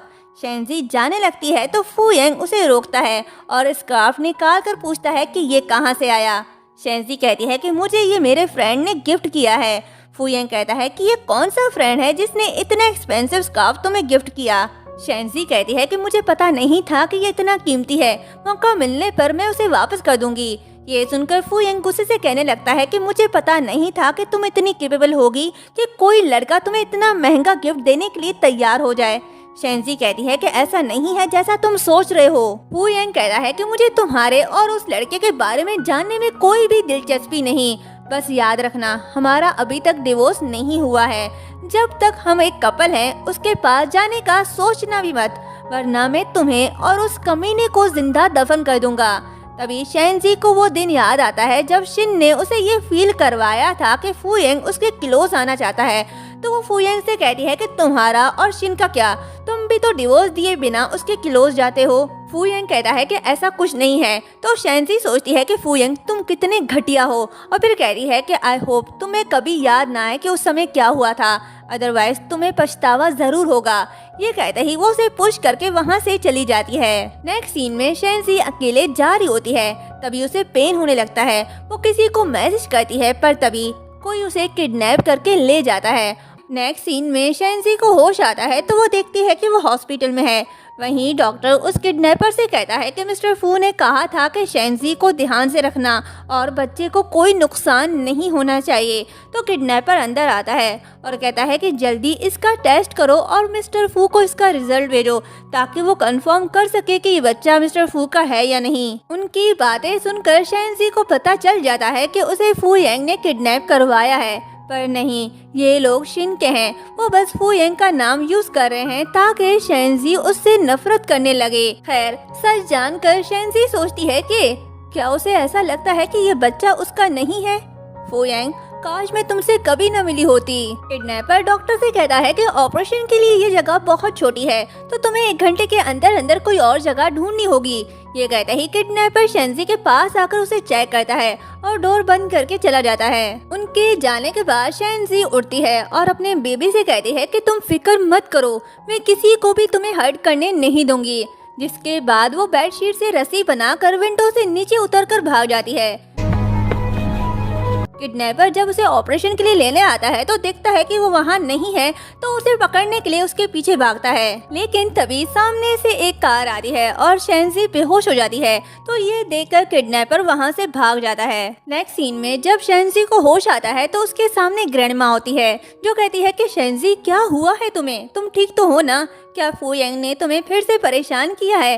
तभी फू यंग आता है और कहता है कि तुम घर आ गई। तो ग्रैंडमा कहती है कि शेंजी परेशान है और उसे तसल्ली देने के बजाय तुम उसे ताने दे रहे हो। इसका ख्याल रखो वरना अच्छा नहीं होगा। ये कहते ही ग्रैंडमा चली जाती है। फू यंग कहता है कि मैंने तुमसे ऐसा कुछ नहीं कहा था जिससे तुम घर छोड़कर चले आई। अब ये मुझसे मुंह क्यों मोड़ रही हो? तुमने सबक सीख लिया है तो इस मामले को यहीं रफा दफा कर दो। तो शेंजी कहती है कि तुम मुझे डिवोर्स दे दो, मुझे तुम्हारे साथ नहीं रहना। फू यंग शॉक्ड होता है और कहता है कि क्या कहा तुमने? शेंजी कहती है कि वैसे भी एक दूसरे को टॉर्चर करने से अच्छा अलग होना बेहतर है। फू यंग कहता है कि अब तुम कौन सी चाल चलने वाली हो? शेंजी कहती है कि मैं इस झूठे रिश्ते से तंग आ गई हूँ। ये सुनकर फू यंग उसके क्लोज आता है, लेकिन वो उसे अपने क्लोज आने नहीं देती। तो फू यंग कहता है तुम्हें डिवोर्स चाहिए ना, तो हमारा मैरिज सर्टिफिकेट पुराने घर में है, चलो वहाँ से लेकर आते हैं, फिर मैं तुम्हें डिवोर्स दे दूंगा। ये कहते ही वो उसे ले जा रहा होता है। जब वो अपने ओल्ड हाउस आता है तो फू यंग की मॉम उसे देखकर कहती है कि तुम इस डम लड़की को अपने साथ क्यों ले आए हो? क्या तुम दोनों साथ रहोगे? और शिन का क्या होगा? तो फू यंग कहता है कि मॉम मेरे मामले में दखल मत दे, और अपनी बहन से कहता है कि कोई भी मिसक्रिएट मत करना। ये कहते ही वो शेंजी को रूम में लेकर आता है और मैरिज सर्टिफिकेट ढूंढने लगता है, पर वो उसे कहीं नहीं मिलता। तो उसे कहता है कि तुमने जानबूझकर मैरिज सर्टिफिकेट छुपाया है, अगर तुम्हें डिवोर्स नहीं चाहिए तो तुम मुझे बोल सकती हो, ये सब करने की क्या जरूरत है? शेंजी कहती है कि मैं कोई पागल नहीं हूँ, अगर हमें ये नहीं मिल रहा तो हम लॉयर के पास चले जाते हैं, वैसे भी मेरा तुमसे अब कोई लेना देना नहीं। ये सुनकर फू यंग गुस्से से कहता है कि क्या तुम ये उस लड़के की वजह से तो नहीं कर रही जिसने तुम्हें सिल्क का स्कार्फ दिया था, तभी तुम मुझे डिवोर्स देना चाहती हो? तो शेंजी कहती है कि तुम्हें मुझे परेशान करके खुशी मिलती है ना, मैं कभी भी अपना टेस्ट नहीं करवाऊंगी। अगर तुम्हें शक है कि ये बच्चा तुम्हारा नहीं है तो तुम अपने बच्चे को छोड़ सकते हो। फू यंग को इस बारे में कुछ पता नहीं होता, तो वो हैरान होकर पूछता है कि कौन सा टेस्ट? तो शेंजी कहती है कि तुम्हें पता है तुमने क्या किया है। ये कहते ही वो वहाँ से चली जाती है। तो फू यंग कहता है ये इतने गुस्से में क्यों है, अब मैंने ऐसा क्या कर दिया? नेक्स्ट डे शेंजी अपना चेकअप करवाने हॉस्पिटल आती है। वहीं उसकी दोस्त शीशी कहती है कि मुझे लगा कि तुम खुश होगी क्योंकि तुम्हारी शादी तुम्हारी मर्जी से हुई जिससे तुम बहुत प्यार करती हो। शेंजी शीशी को बताती है कि फू यंग उसके बेबी का कंफर्मेशन टेस्ट करवाना चाहता था। तो शीशी कहती है कि तुम चलो और फौरन से अपना चेकअप करवाओ, ऐसा ना हो कि एनेस्थेसिया से बच्चे को कोई नुकसान पहुंचे। तभी डॉक्टर युआन आता है। शेंजी उसे फ्रेंडली मिल रही होती है तो शीशी पूछती है कि क्या तुम दोनों एक दूसरे को जानते हो। युआन कहता है कि हम काफी अच्छे तरीके से एक दूसरे को जानते हैं। शीशी कहती है कि अगर तुम शेंजी को जानते हो तो इसका चेकअप कर सकते हो। युआन कहता है कि मैं अपनी पूरी कोशिश करूंगा।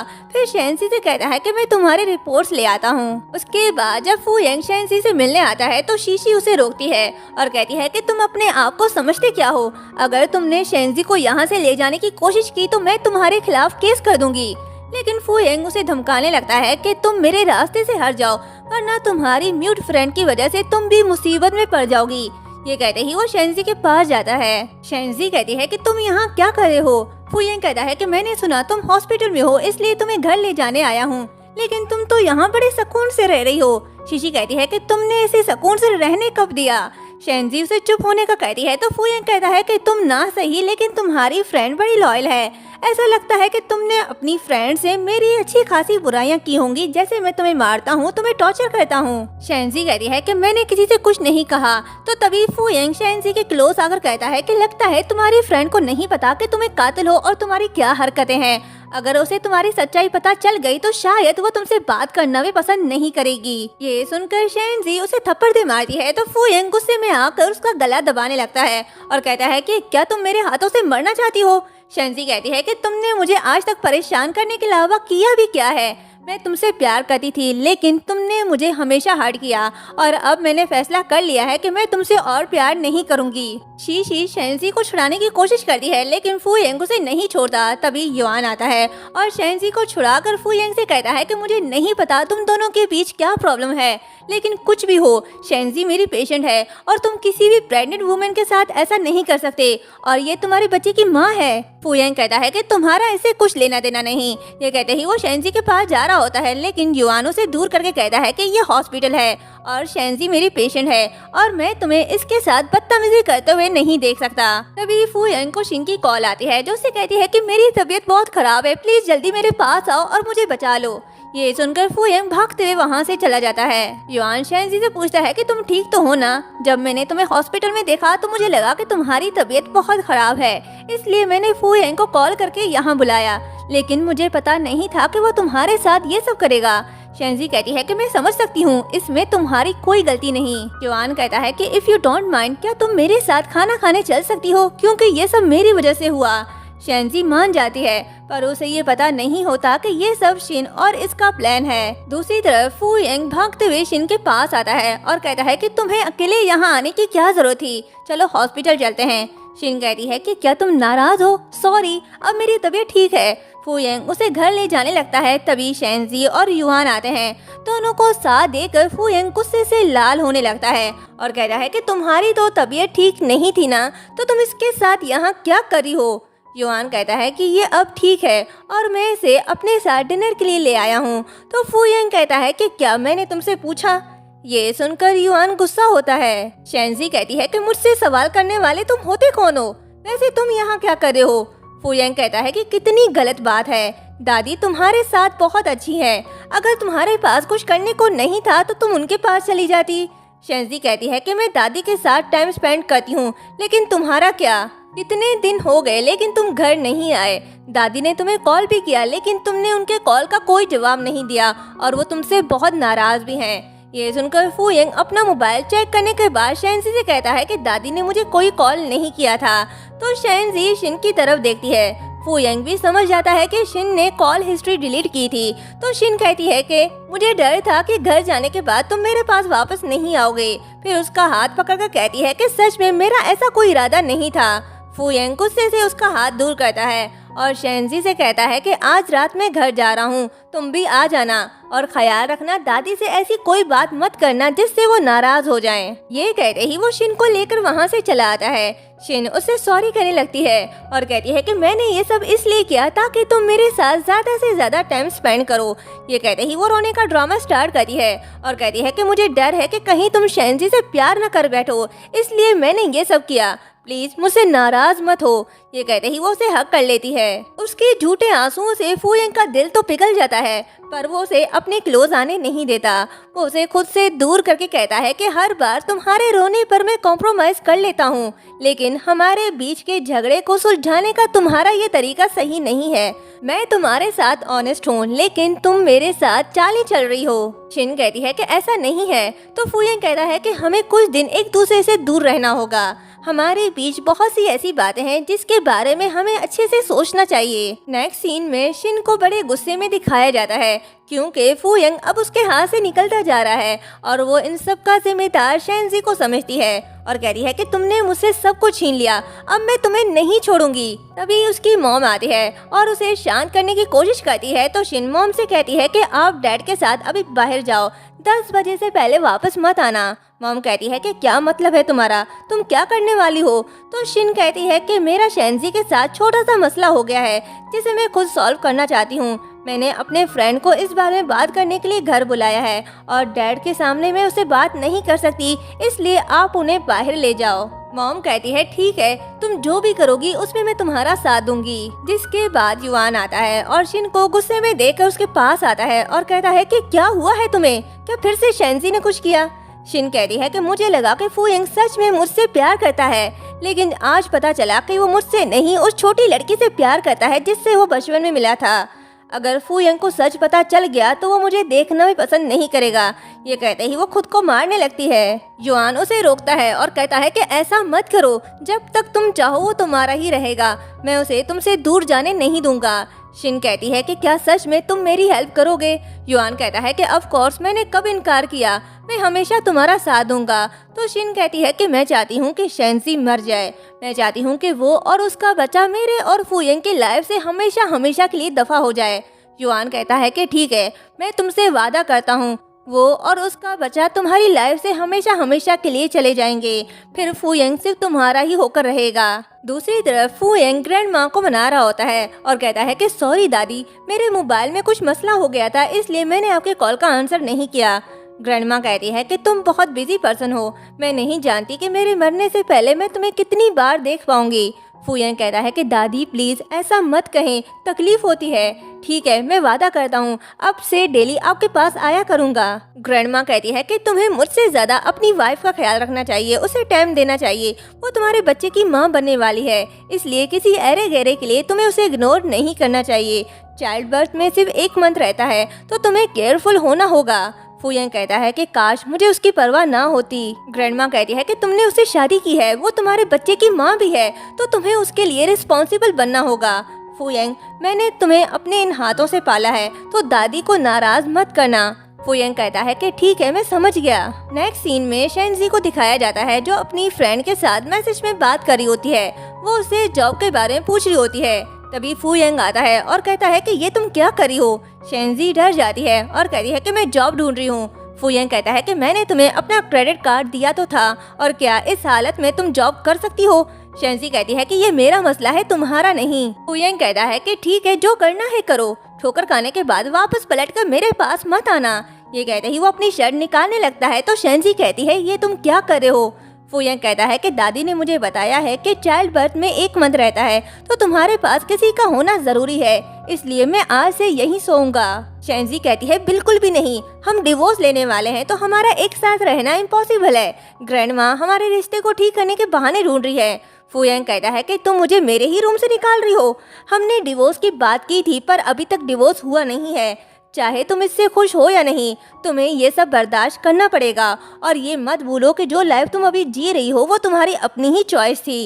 ये कहते ही सल्लू भाई सो जाते हैं। ओप्स सॉरी फूयंग, क्या करें, सलमान खान बनकर जो सोए हैं। खैर, शेंजी भी ना चाहते हुए मुंह बनाकर सो जाती है। नेक्स्ट मॉर्निंग शेंजी ग्रैंडमा के पास होती है। तभी फूयंग आता है और ग्रैंडमा से कहता है कि कुछ देर में मैं और शेंजी आपको हॉस्पिटल ले जाएंगे। ग्रैंडमा कहती है कि हम हॉस्पिटल क्यों जाएंगे, मुझे कहीं नहीं जाना।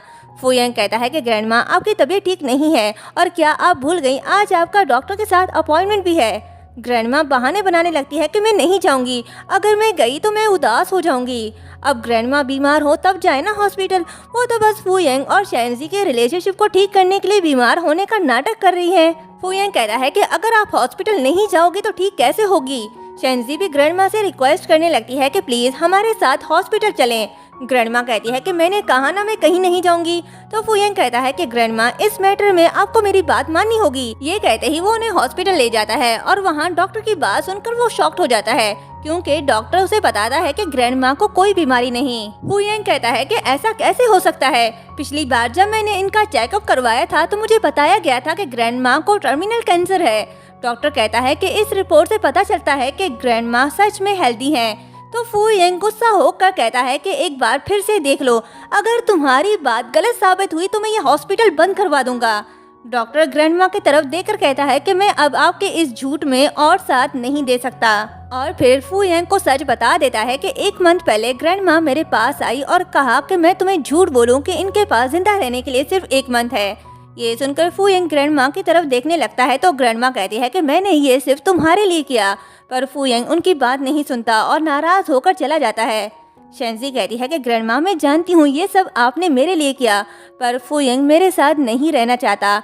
मैंने सच को एक्सेप्ट कर लिया है, वो मुझसे प्यार नहीं करता और ना ही कभी करेगा। फुयेंग नशे में टल्ली होकर अपने दिल का दर्द युआन को बता रहा होता है और कहता है कि तुम जानते हो मैंने हमेशा यही सोचा कि चाहे पूरी दुनिया मुझसे झूठ बोल ले, पर मेरी दादी मुझसे कभी झूठ नहीं बोलेंगी। ये कहते ही वो ड्रिंक करने लगता है, पर देखता है कि युआन ड्रिंक नहीं कर रहा तो वो कहता है कि तुम मेरे फ्रेंड हो, मैंने तुम्हें यहाँ इसलिए बुलाया ताकि हम साथ ड्रिंक कर सकें, पर तुम पी क्यों नहीं रहे। युआन उसे पीने से रोकता है। फुयेंग युआन के साथ ड्रिंक करके अपना दुखड़ा सुना रहा होता है तो युआन उसके ड्रिंक में ड्रग डाल देता है, जिससे वो बेहोश हो जाता है। जिसके बाद जब फुयेंग को होश आता है तो वो खुद को शिन के पास देखकर शॉक्ड हो जाता है और कहता है कि शिन तुम यहाँ कैसे और क्या हुआ हमारे बीच। शिन कहती है कि कल रात तुम खुद मेरे पास आए। तो फुयेंग कहता है कि सॉरी शिन, कल रात मैं बहुत ज्यादा नशे में था, मुझे सच में कुछ भी याद नहीं, लेकिन मैं सबकी रिस्पॉन्सिबिलिटी लूंगा। ये कहते ही वो उसे हग करने लगता है तो शिन उसे खुद से दूर करके कहती है कि चुप हो जाओ, मुझे कुछ नहीं सुनना। फुयेंग कहता है कि सॉरी शिन, ये वो रूम था जो शादी के बाद हमारा होना था, मैंने ये सब ऐसे एक्सेप्ट नहीं किया था। शिन कहती है कि फुयेंग मैं तुम्हें ब्लेम नहीं दे रही, पर जब तुम सुबह उठे तो तुमने मुझे शेंजी कहकर बुलाया। फुयेंग कहता है कि मैं मानता हूँ मुझे शेंजी की थोड़ी आदत हो गई है, पर मैं कसम खाता हूँ मेरे लिए सबसे ज्यादा इम्पोर्टेंट पर्सन तुम ही हो। हमने एक साथ बहुत कुछ बर्दाश्त किया है। मैंने खुद से बहुत पहले ही वादा किया था कि जब तुम्हें ढूंढ लूंगा तो तुम्हें खुद से दूर जाने नहीं दूंगा, हमेशा तुम्हें प्रोटेक्ट करूंगा। शिन कहती है कि बस बहुत हो गया, तुम हमेशा मुझसे यही कहते हो कि तुम मुझसे बहुत प्यार करते हो, लेकिन मुझे एक पहचान देने को तैयार नहीं हो। फुयेंग कहता है कि मैं तुमसे वादा करता हूँ बच्चा होने के बाद मैं शेंजी को डिवोर्स दे दूंगा और तुमसे शादी कर लूंगा।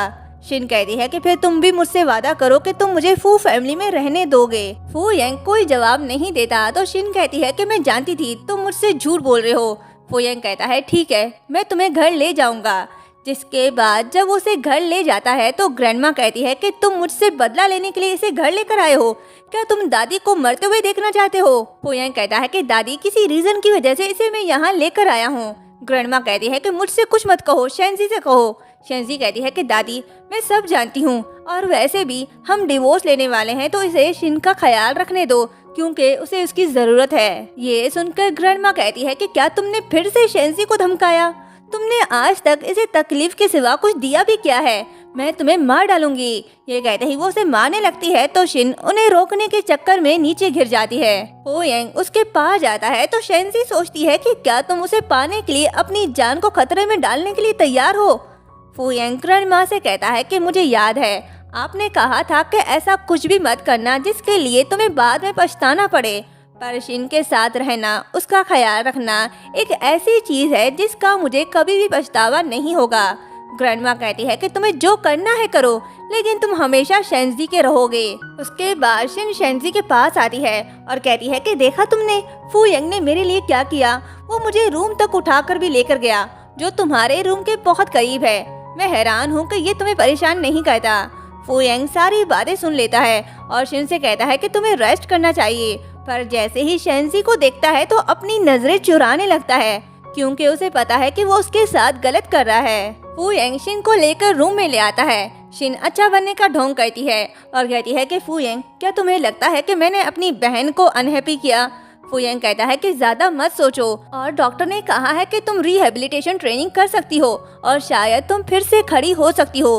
तभी शिन गुस्सा होकर कहती है कि तुम्हें लगता है कि मैं अब थक गई हूँ। फुयंग कहता है कि मुझे गलत मत समझो, मैं तुम्हारे बारे में ही सोच रहा हूँ। शिन कहती है कि क्या तुम मेरे ठीक होने का इंतजार करना चाहते हो और फिर तुम मेरे लिए रिस्पॉन्सिबल नहीं होगे? अब मैं तुम्हारे दिल में नहीं हूँ। क्या तुम शेंजी से प्यार करते हो? फुयंग हैरान होकर उसे देखने लगता है तो शिन उसका हाथ पकड़कर कहती है कि आई एम सॉरी, मैंने अपना कंट्रोल खो दिया, मैंने तुम पर शक करने के बारे में कभी नहीं सोचा।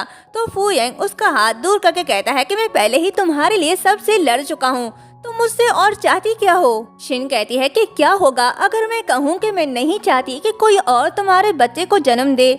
फुयंग कह रहा है कि मैं ये नहीं कर सकता। तो शिन कहती है कि मुझे लगा कि तुम आज तक ये सब बर्दाश्त कर रहे हो, पर सच तो ये है कि शिकार मैं बनी हूँ। आज तक सिर्फ मैं ही ये सब बर्दाश्त करती आ रही हूँ और ऐसा लगता है कि मैं ही गलत हूँ। फुयंग कहता है कि शांत हो जाओ, हम फिर कभी बात कर लेंगे। ये कहते ही वो चला जाता है। नेक्स्ट डे फुयंग शेंजी के पास आता है और कहता है कि क्या मैं अंदर आकर तुमसे बात कर सकता हूँ? शेंजी हाँ कहती है। फुयंग उसके पास जाकर बैठ जाता है और कहता है कि मैं ये पूछना चाहता हूँ कि क्या तुम्हें किसी चीज़ की ज़रूरत है? शेंजी शॉक्ड होकर उसे देखती है तो फुयंग कहता है कि सिवाय मेरे साथ रहने के। शेंजी मुस्कुराने लगती है तो फुयंग कहता है कि कुछ गलत मत समझ लेना, मैं बस दादी की वजह से पूछ रहा हूँ। शेंजी कहती है कि क्या तुम उस डॉक्टर को ढूंढ सकती हो जिसने मेरी मॉम को मारा था? फुयंग कहता है कि हाँ, मैं वादा करता हूँ। ये सुनकर शेंजी खुश होती है पर तभी उसे पेन होने लगता है। फुयंग पूछता है क्या हुआ है तुम्हें, चलो हॉस्पिटल चलते हैं। तो शेंजी कहती है कि मैं ठीक हूँ, बस बेबी ने किक किया है। ये सुनकर फुयंग खुश होकर बेबी के मोमेंट्स को फील करने लगता है। तभी शिन आती है और उसे शेंजी के क्लोज देकर कहती है कि तुम इसके लिए मुझे अकेला छोड़कर चले गए, लगता है मैंने तुम दोनों को डिस्टर्ब कर दिया। ये कहते ही वो वहाँ से चली जाती है। शेंजी कहती है कि तुम्हें उसके पास जाना चाहिए।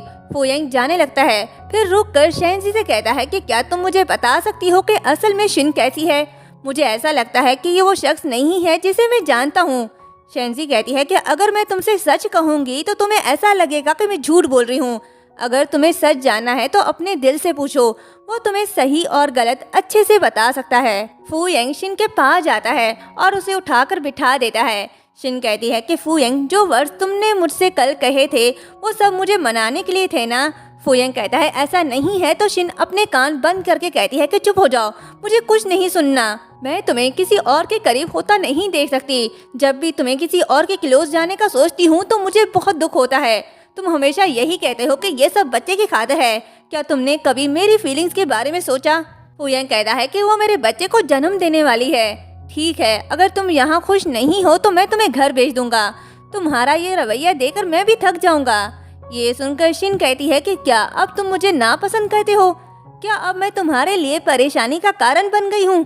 फुयंग कहता है कि मैं तुम्हारे लिए रिस्पॉन्सिबल रहूंगा, लेकिन प्लीज मेरा इंतजार करो और मुझे कुछ समय दो। ये कहते ही वो चला जाता है। शेंजी अपने फ्रेंड से मिलने आती है जो स्कूल में उसका सीनियर हुआ करता था और शेंजी को लाइक भी करता था। ये आज चाइना वापस आया है और इतना बिजी होने के बाद भी उससे मिलने आया है। तो शेंजी उसे लिखकर थैंक्स कहती है। सीनियर कहता है कि तुम मुझसे इशारों में भी बात कर सकती हो, मैंने साइन लैंग्वेज की स्टडी की है। दोनों बातें कर रहे होते हैं तभी सीनियर को मैसेज आता है। जब वो अपना मोबाइल चेक करता है तो उसमें फुयंग और शिन के अफेयर्स की न्यूज़ होती हैं और साथ पिक्चर भी। ये देखकर सीनियर शॉक्ड होता है और सोचता है कि मैं शेंजी को ये बात कैसे बताऊं।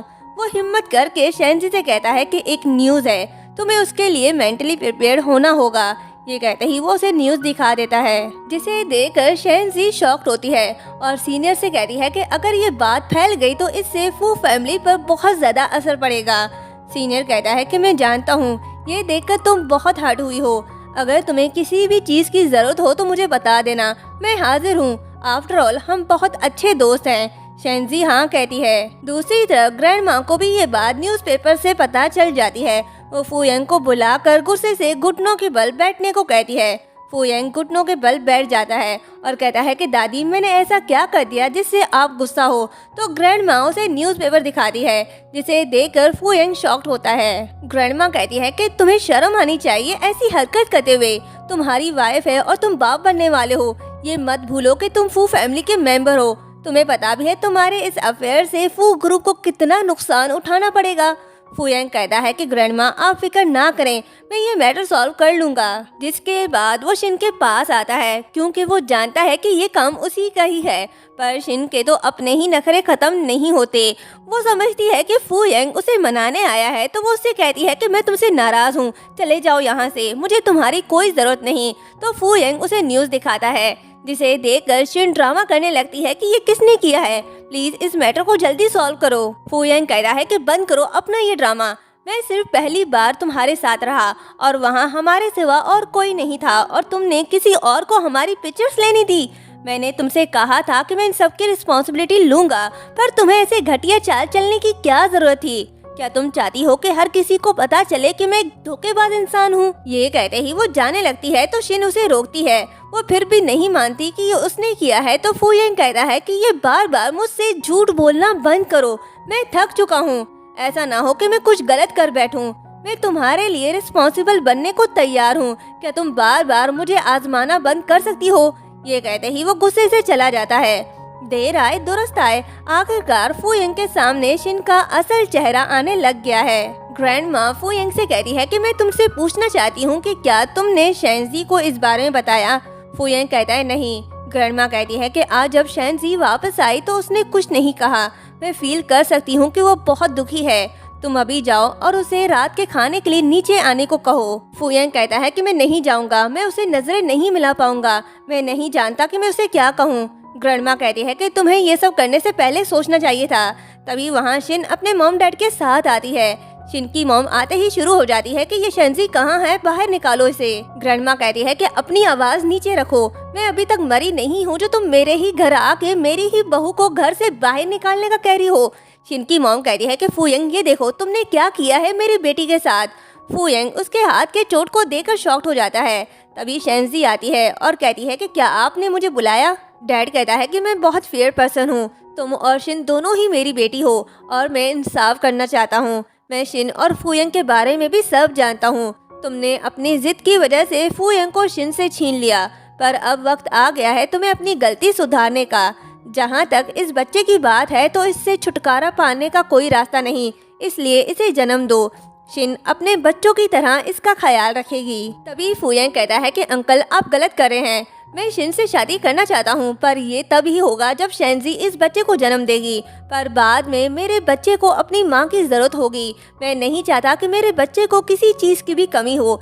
ये सुनकर शेंजी शॉक्ड होती है। फू यांग कहता है कि और जहाँ तक शिन की बात है तो मैं उसके ठीक होने का इंतजार कर सकता हूँ। जब तक ये ठीक नहीं हो जाती, अपने पैरों पर खड़ी नहीं हो जाती, तब तक मैं शादी के बारे में नहीं सोच सकता। मैं चाहता हूँ कि ये जल्दी ठीक हो जाए। तो शिन की मॉम कहती है कि फू यांग तुम कितने इररिस्पॉन्सिबल हो, पिक्चर्स लीक होने के बाद अब तुम पीछे हटना चाहते हो। ये मत भूलो कि हम तुमसे ज्यादा पावरफुल हैं, तुम्हें हमसे डरना चाहिए। जो कोई भी मेरी बेटी को बुली करेगा मैं उसे जिंदा नहीं छोड़ूंगी। और फिर शेंजी से कहती है कि ये सब तुम्हारी वजह से हुआ, मैं तुम्हें नहीं छोड़ूंगी। ये कहते ही जैसे ही उसे मारने जाती है तभी ग्रैंडमा बीच में आ जाती है। दोनों ही नीचे गिर जाते हैं और शेंजी को पेन होने लगता है। फू यांग उन्हें दूर करके शेंजी के पास जाता है। शिन की मॉम कहती है कि मैं गुस्से में थी, बस इसे थप्पड़ मारना चाहती थी, मुझे क्या पता था कि ये गिर जाएगी। तो फू यांग कहता है कि इससे पहले कि मैं पुलिस को बुलाकर आपको अरेस्ट करवा दूं, अभी के अभी मेरे घर से निकल जाओ। जिसके बाद फू यांग शेंजी को हॉस्पिटल ले आता है, जहां वो शेंजी के लिए काफी परेशान दिखाई देता है। तभी उसे असिस्टेंट का कॉल आता है। वो बाहर जाकर उसे बात करता है और कहता है कि फू फैमिली के बाहर टाइट सिक्योरिटी रखो, मैं नहीं चाहता कि शेन लिंग या उसकी फैमिली से कोई भी फू फैमिली में कदम रखे, और शिन कंपनी से सारे कॉन्ट्रैक्ट कैंसिल कर दो। तभी युआन आता है और कहता है कि शिन तुम्हारे लिए बहुत परेशान है, तुम उससे बात कर लो। ये कहते ही वो उसे अपना मोबाइल देता है। फू यांग उससे बात कर रहा होता है। शिन खुद को इनोसेंट बता रही होती है और सारा ब्लेम अपनी मॉम पर लगा रही होती है। तो फू यांग कहता है कि बस बहुत हुआ, मुझे तुम्हारे एक्सप्लेनेशन की कोई जरूरत नहीं। तुम्हारी फैमिली ने आज सारी हदें पार कर दी। मैं जो देखता हूँ उसी पर ट्रस्ट करता हूँ और मुझे तुम्हारी किसी भी बात पर यकीन नहीं। ये कहते ही वो कॉल रख देता है। जॉन कहता है कि तुम मेरे दोस्त हो, पर मैं शिन को भी अपसेट नहीं दे सकता। क्या तुमने फैसला कर लिया है कि तुम्हें कौन पसंद है? फू यांग कहता है कि ये मेरा मसला है, इसका तुमसे कोई लेना देना नहीं। ये कहते ही वो चला जाता है। नेक्स्ट सीन में शीशी और सीनियर शेंजी के पास होते हैं। तभी शेंजी को होश आता है। शीशी कहती है कि शुक्र है तुम्हें होश आ गया, मैं और सीनियर काफी परेशान हो गए थे। शेंजी कहती है कि सॉरी, मैंने तुम दोनों को काफी परेशान कर दिया। तभी फूयंग आता है और कहता है कि तुमने मुझे बताया क्यों नहीं कि तुम्हें होश आ गया। उसे वहाँ देखकर शीशी और सीनियर जाने लगते हैं। शीशी फूयंग से कहती है कि ख्याल रखना इसका। फूयंग शेंजी के पास जाकर बैठ जाता है। उसका उतरा चेहरा देखकर शेंजी कहती है कि क्या तुम सारी रात सोई नहीं? फूयंग कहता है कि मुझे सोफे पर सोने की आदत नहीं। फिर कहता है कि मैं तुम्हें अपने बच्चों की कस्टडी नहीं दूंगा, लेकिन मैं तुम्हें बच्चों से मिलने का राइट दे सकता हूँ। अगर तुम चाहो तो बच्चों को हर मंथ एक वीक अपने साथ ले जा सकती हो। शेंजी कहती है कि क्या तुमने पहले नहीं कहा था कि मैंने ही शिन को नुकसान पहुंचाया है और जब बच्चा होगा तो तुम उसे मुझसे छीन कर उसका बदला लोगे? फूयंग कह रहा है कि सच कहूँ तो मुझे हमेशा यही लगा था कि तुम ही थी जिसने उसे नुकसान पहुँचाया, लेकिन अब मुझे ऐसा नहीं लगता और मैं उसके लिए जिम्मेदार हूँ। अभी भी कुछ अनएक्सप्लेनेबल इमोशंस हैं जिनके बारे में मैं पहले झिझक रहा था, लेकिन अब जब हम रिश्ते में हैं तो मैं उसके लिए रिस्पॉन्सिबल हूँ। जहाँ तक तुम्हारी बात है तो मुझे नहीं पता कि मैंने कुछ गलत किया है या नहीं। क्या फूयंग बातों ही बातों में शेंजी से माफी मांग रहा है? क्या उसे एहसास हो गया है कि वो आज तक उसके साथ गलत करता आ रहा है? तो शेंजी कहती है कि अब इन सब बातों का कोई फायदा नहीं, जो होना था वो हो गया। मैंने डिसाइड कर लिया है कि अब तुमसे और प्यार नहीं करूँगी। तुम जो भी करना चाहते हो कर सकते हो, मुझे कोई प्रॉब्लम नहीं। तुम्हें मेरी वजह से पीछे मुड़कर देखने की कोई जरूरत नहीं। फूयंग कुछ कहने वाला होता है तभी उसे कॉल आता है जो कहता है कि शिन ने सुसाइड करने की कोशिश की। ये सुनकर वो भागा दौड़ा उसके पास चला जाता है। फूयंग शिन से कहता है कि तुमने ऐसी हरकत क्यों की? तुम्हें अपनी लाइफ के साथ नहीं खेलना चाहिए। शिन कहती है कि मैंने कभी नहीं सोचा था कि तुम्हें देखना भी मेरे लिए इतना मुश्किल हो जाएगा। तभी शिन की मॉम फूयंग पर गुस्सा होकर कहती है कि फूयंग तुम एक घटिया इंसान हो। तुमने शिन की ये हालत कर दी, अब रिस्पॉन्सिबिलिटी लेने के बजाय तुम पीछे हट रहे हो। तुम्हें मेरी बेटी की फिक्र नहीं पर उस शेंजी की है। उसके साथ बड़े अच्छे से ट्रीट करते हो जिसने मेरी बेटी को मारना चाहा। तुम्हारी वजह से शिन बदनाम हुई, वो घर से बाहर जाने की भी हिम्मत नहीं करती। शिन और डैड उसे रोकने की कोशिश करते हैं पर मॉम तो रुकती ही नहीं। वो कहती है कि छोड़ो, मुझे इसे सबक सिखाने दो। तो डैड उसे पकड़ कर ले जाते हैं। मॉम ने तो अपनी भड़ास निकाल दी पर शिन का बसा बसाया घर बिगाड़ कर चली गई। शिन फूयंग से कहती है कि मेरी मॉम ने ये सब सिर्फ मेरे भले के लिए किया। तो फूयंग कहता है कि मैं तुमसे फिर से कहता हूँ, अपने मॉम डैड को हमारे अफेयर्स में इन्वॉल्व मत होने दो और दोबारा मुझे अपने हेल्थ को लेकर धमकी मत देना। ये कहते ही वो जाने लगता है। शिन उसे रोकती है और कहती है कि प्लीज मुझे छोड़कर मत जाओ। तो फूयंग कहता है अब वक्त आ गया है, हमें एक बार अपने रिलेशनशिप के बारे में सोचना होगा और यही सही समय है। मैं तुम्हारे लिए सबसे अच्छा डॉक्टर और नर्स ढूंढूंगा। अब हम तभी मिलेंगे जब तुम ठीक हो जाओगी। ये कहते ही वो चला जाता है। तभी मॉम आती है और देखती है कि उसका ब्लड निकल रहा है तो वो डॉक्टर को बुलाती है। तो शिन कहती है कि क्या जरूरत थी आपको उसे मारने की? अब वो मेरे पास कभी नहीं आएगा। आप हमेशा अपनी मर्जी क्यों करती हो? मॉम कहती है कि मैंने ये तुम्हारे भले के लिए किया। शिन कहती है कि मैं जो चाहती हूँ आप वो क्यों नहीं करती? आपने शेंजी को उस वक्त मार क्यों नहीं डाला? तभी योआन आता है तो शिन उससे कहती है कि मैं अब और इंतजार नहीं कर सकती। मैं चाहती हूँ कि वो शेंजी और उसका बच्चा अभी के अभी मर जाए। योआन कहता है कि तुम फिक्र मत करो, ऐसा ही होगा। दूसरी तरफ फूयंग शेंजी से कहता है कि मैं एक वीक के लिए बिजनेस ट्रिप पर जा रहा हूँ। तुम अभी पूरी तरह से ठीक नहीं हुई हो तो तुम्हें अपना ख्याल रखना होगा।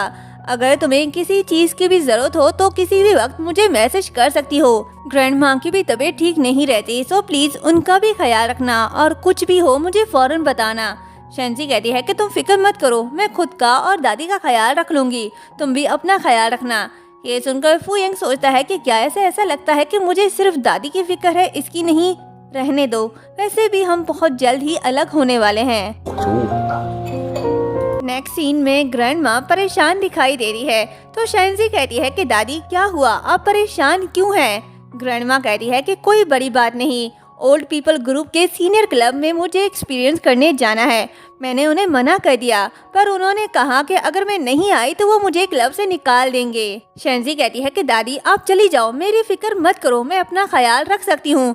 ग्रैंडमा कहती है कि मैं कहीं नहीं जाऊँगी। अगर तुम्हें कुछ हो गया और तुम्हारे पास कोई नहीं हुआ तो मैं तुम्हें इस हालत में छोड़कर कहीं नहीं जाऊँगी। शेंजी कहती है कि आप मेरी फिक्र नहीं करें, अगर कुछ होता है तो मैं अपने सीनियर को बता दूंगी, वो फौरन मेरे पास आ जाएंगे। दादी अब मान भी जाओ, जब ये बेबी आएगा तो आप सारा समय इसके साथ होगी, फिर दोस्तों से मिलने का वक्त नहीं होगा। दादी मान जाती है और कहती है कि ठीक है, मैं एक दिन के लिए चली जाऊंगी। नेक्स्ट सीन में शेंजी अपने बच्चों से कह रही होती है कि तुम्हारे डैड और दादी घर पर नहीं है तो तुम्हें अच्छा होना पड़ेगा। बस ये कहने की देर थी, शेंजी को लेबर पेन होने लगता है। वो अपना मोबाइल ढूंढने लगती है पर वो उसे नहीं मिलता, तो वो हिम्मत करके नीचे जाने की कोशिश करती है, पर उसे चक्कर आने लगते हैं। तो वो सोचती है कि ऐसा क्यों हो रहा है। वो जैसे ही सीढ़ियों से नीचे उतर रही होती है कि तभी गिर जाती है। दर्द से तड़प तड़प के वो फोन के करीब पहुंच जाती है और जैसे ही कॉल मिलाने लगती है पर वो काम नहीं करता। वो उसका केबल चेक करती है तो उसे पता चलता है कि किसी ने जानबूझकर उसे खराब किया। तो वो कहती है कि कौन है जो मुझे और मेरे बच्चों को नुकसान पहुंचाना चाहता है, अब मेरे बच्चों को कौन बचाएगा। तभी वहाँ युआन आता है। उसे देखकर शेंजी को थोड़ा सुकून मिलता है। युआन कहता है कि डरो नहीं, मैं तुम्हें हॉस्पिटल ले जाता हूँ। शेंजी ये नहीं जानती कि ये इसका दोस्त नहीं दुश्मन है, ये इसे बचाने नहीं मारने आया है। युआन उसे प्राइवेट हॉस्पिटल ले आता है और कहता है कि घबराओ नहीं, ये एक प्राइवेट हॉस्पिटल है, तुम्हारी हालत ठीक नहीं है, हमें जल्द ही सी सेक्शन करके इमीडिएटली डिलीवरी करनी होगी, नहीं तो बच्चों को बचाना मुश्किल हो जाएगा। शेंजी हाँ कहती है। युआन ऑपरेशन स्टार्ट करता है। वो सीजर साफ करके उससे कहता है कि अभी जो भी मैं करने जा रहा हूँ मुझे उम्मीद है कि तुम उससे नफरत नहीं करोगी। शेंजी डरने लगती है। युआन कहता है कि ऐसा नहीं है कि मैं ये करना चाहता हूँ, बस कोई है जो ये बच्चा नहीं चाहता। ये सुनकर शेंजी इमरजेंसी बटन प्रेस करती है जो उसके ब्रेसलेट में होता है। ये ब्रेसलेट उसे सीनियर ने दिया था। युआन उसे बेहोश किए बिना उसका ऑपरेशन स्टार्ट करता है और कहता है कि बच्चा बहुत बैड कंडीशन में है, अगर मैंने थोड़ी सी भी देर की तो वो मर जाएगा, इसलिए मैं जल्दी जल्दी सब कर रहा हूँ। ये कहते ही वो उसके बेली को कट लगा देता है जिससे शेंजी को बहुत पेन होने लगता है। शेंजी चिल्लाने लगती है तो युआन कहता है कि ओह सॉरी, मैं एनेस्थीसिया इंजर्ड करना भूल गया, वैसे भी इसकी कोई जरूरत नहीं। ये कहते ही जालिम अपना काम करने लगता है और फिर शेंजी को ट्विंस बेबी होते हैं। युआन दोनों बच्चों को रख कर बेरहमी से उसके स्टिच लगा देता है और फिर कहता है कि लगता है मुझे अब तुम्हें सच बताना होगा, मुझे फू येंग ने ये करने को कहा। ये सुनकर शेंजी शॉक्ड होती है तो युआन कहता है कि ऐसे मत देखो, मैं सच कह रहा हूँ, मुझे तुमसे हमदर्दी है पर फू येंग को नहीं। उसे शक था कि ये बच्चे उसके नहीं हैं। उसने डीएनए भी करवाना चाहा पर तुम वहाँ से भाग आई तो उसका शक यकीन में बदल गया, इसलिए उसने मुझे ये सब करने को कहा। मुझे पता है तुम्हें मेरी बात पर यकीन नहीं आ रहा होगा तो खुद ही सुन लो। वो उसे फू येंग की फेक वॉइस रिकॉर्डिंग सुनाता है जिसमें वो कहता है कि शेंजी ने जो किया ये उसकी सजा है, उसे तड़पा तड़पा कर मार डालो।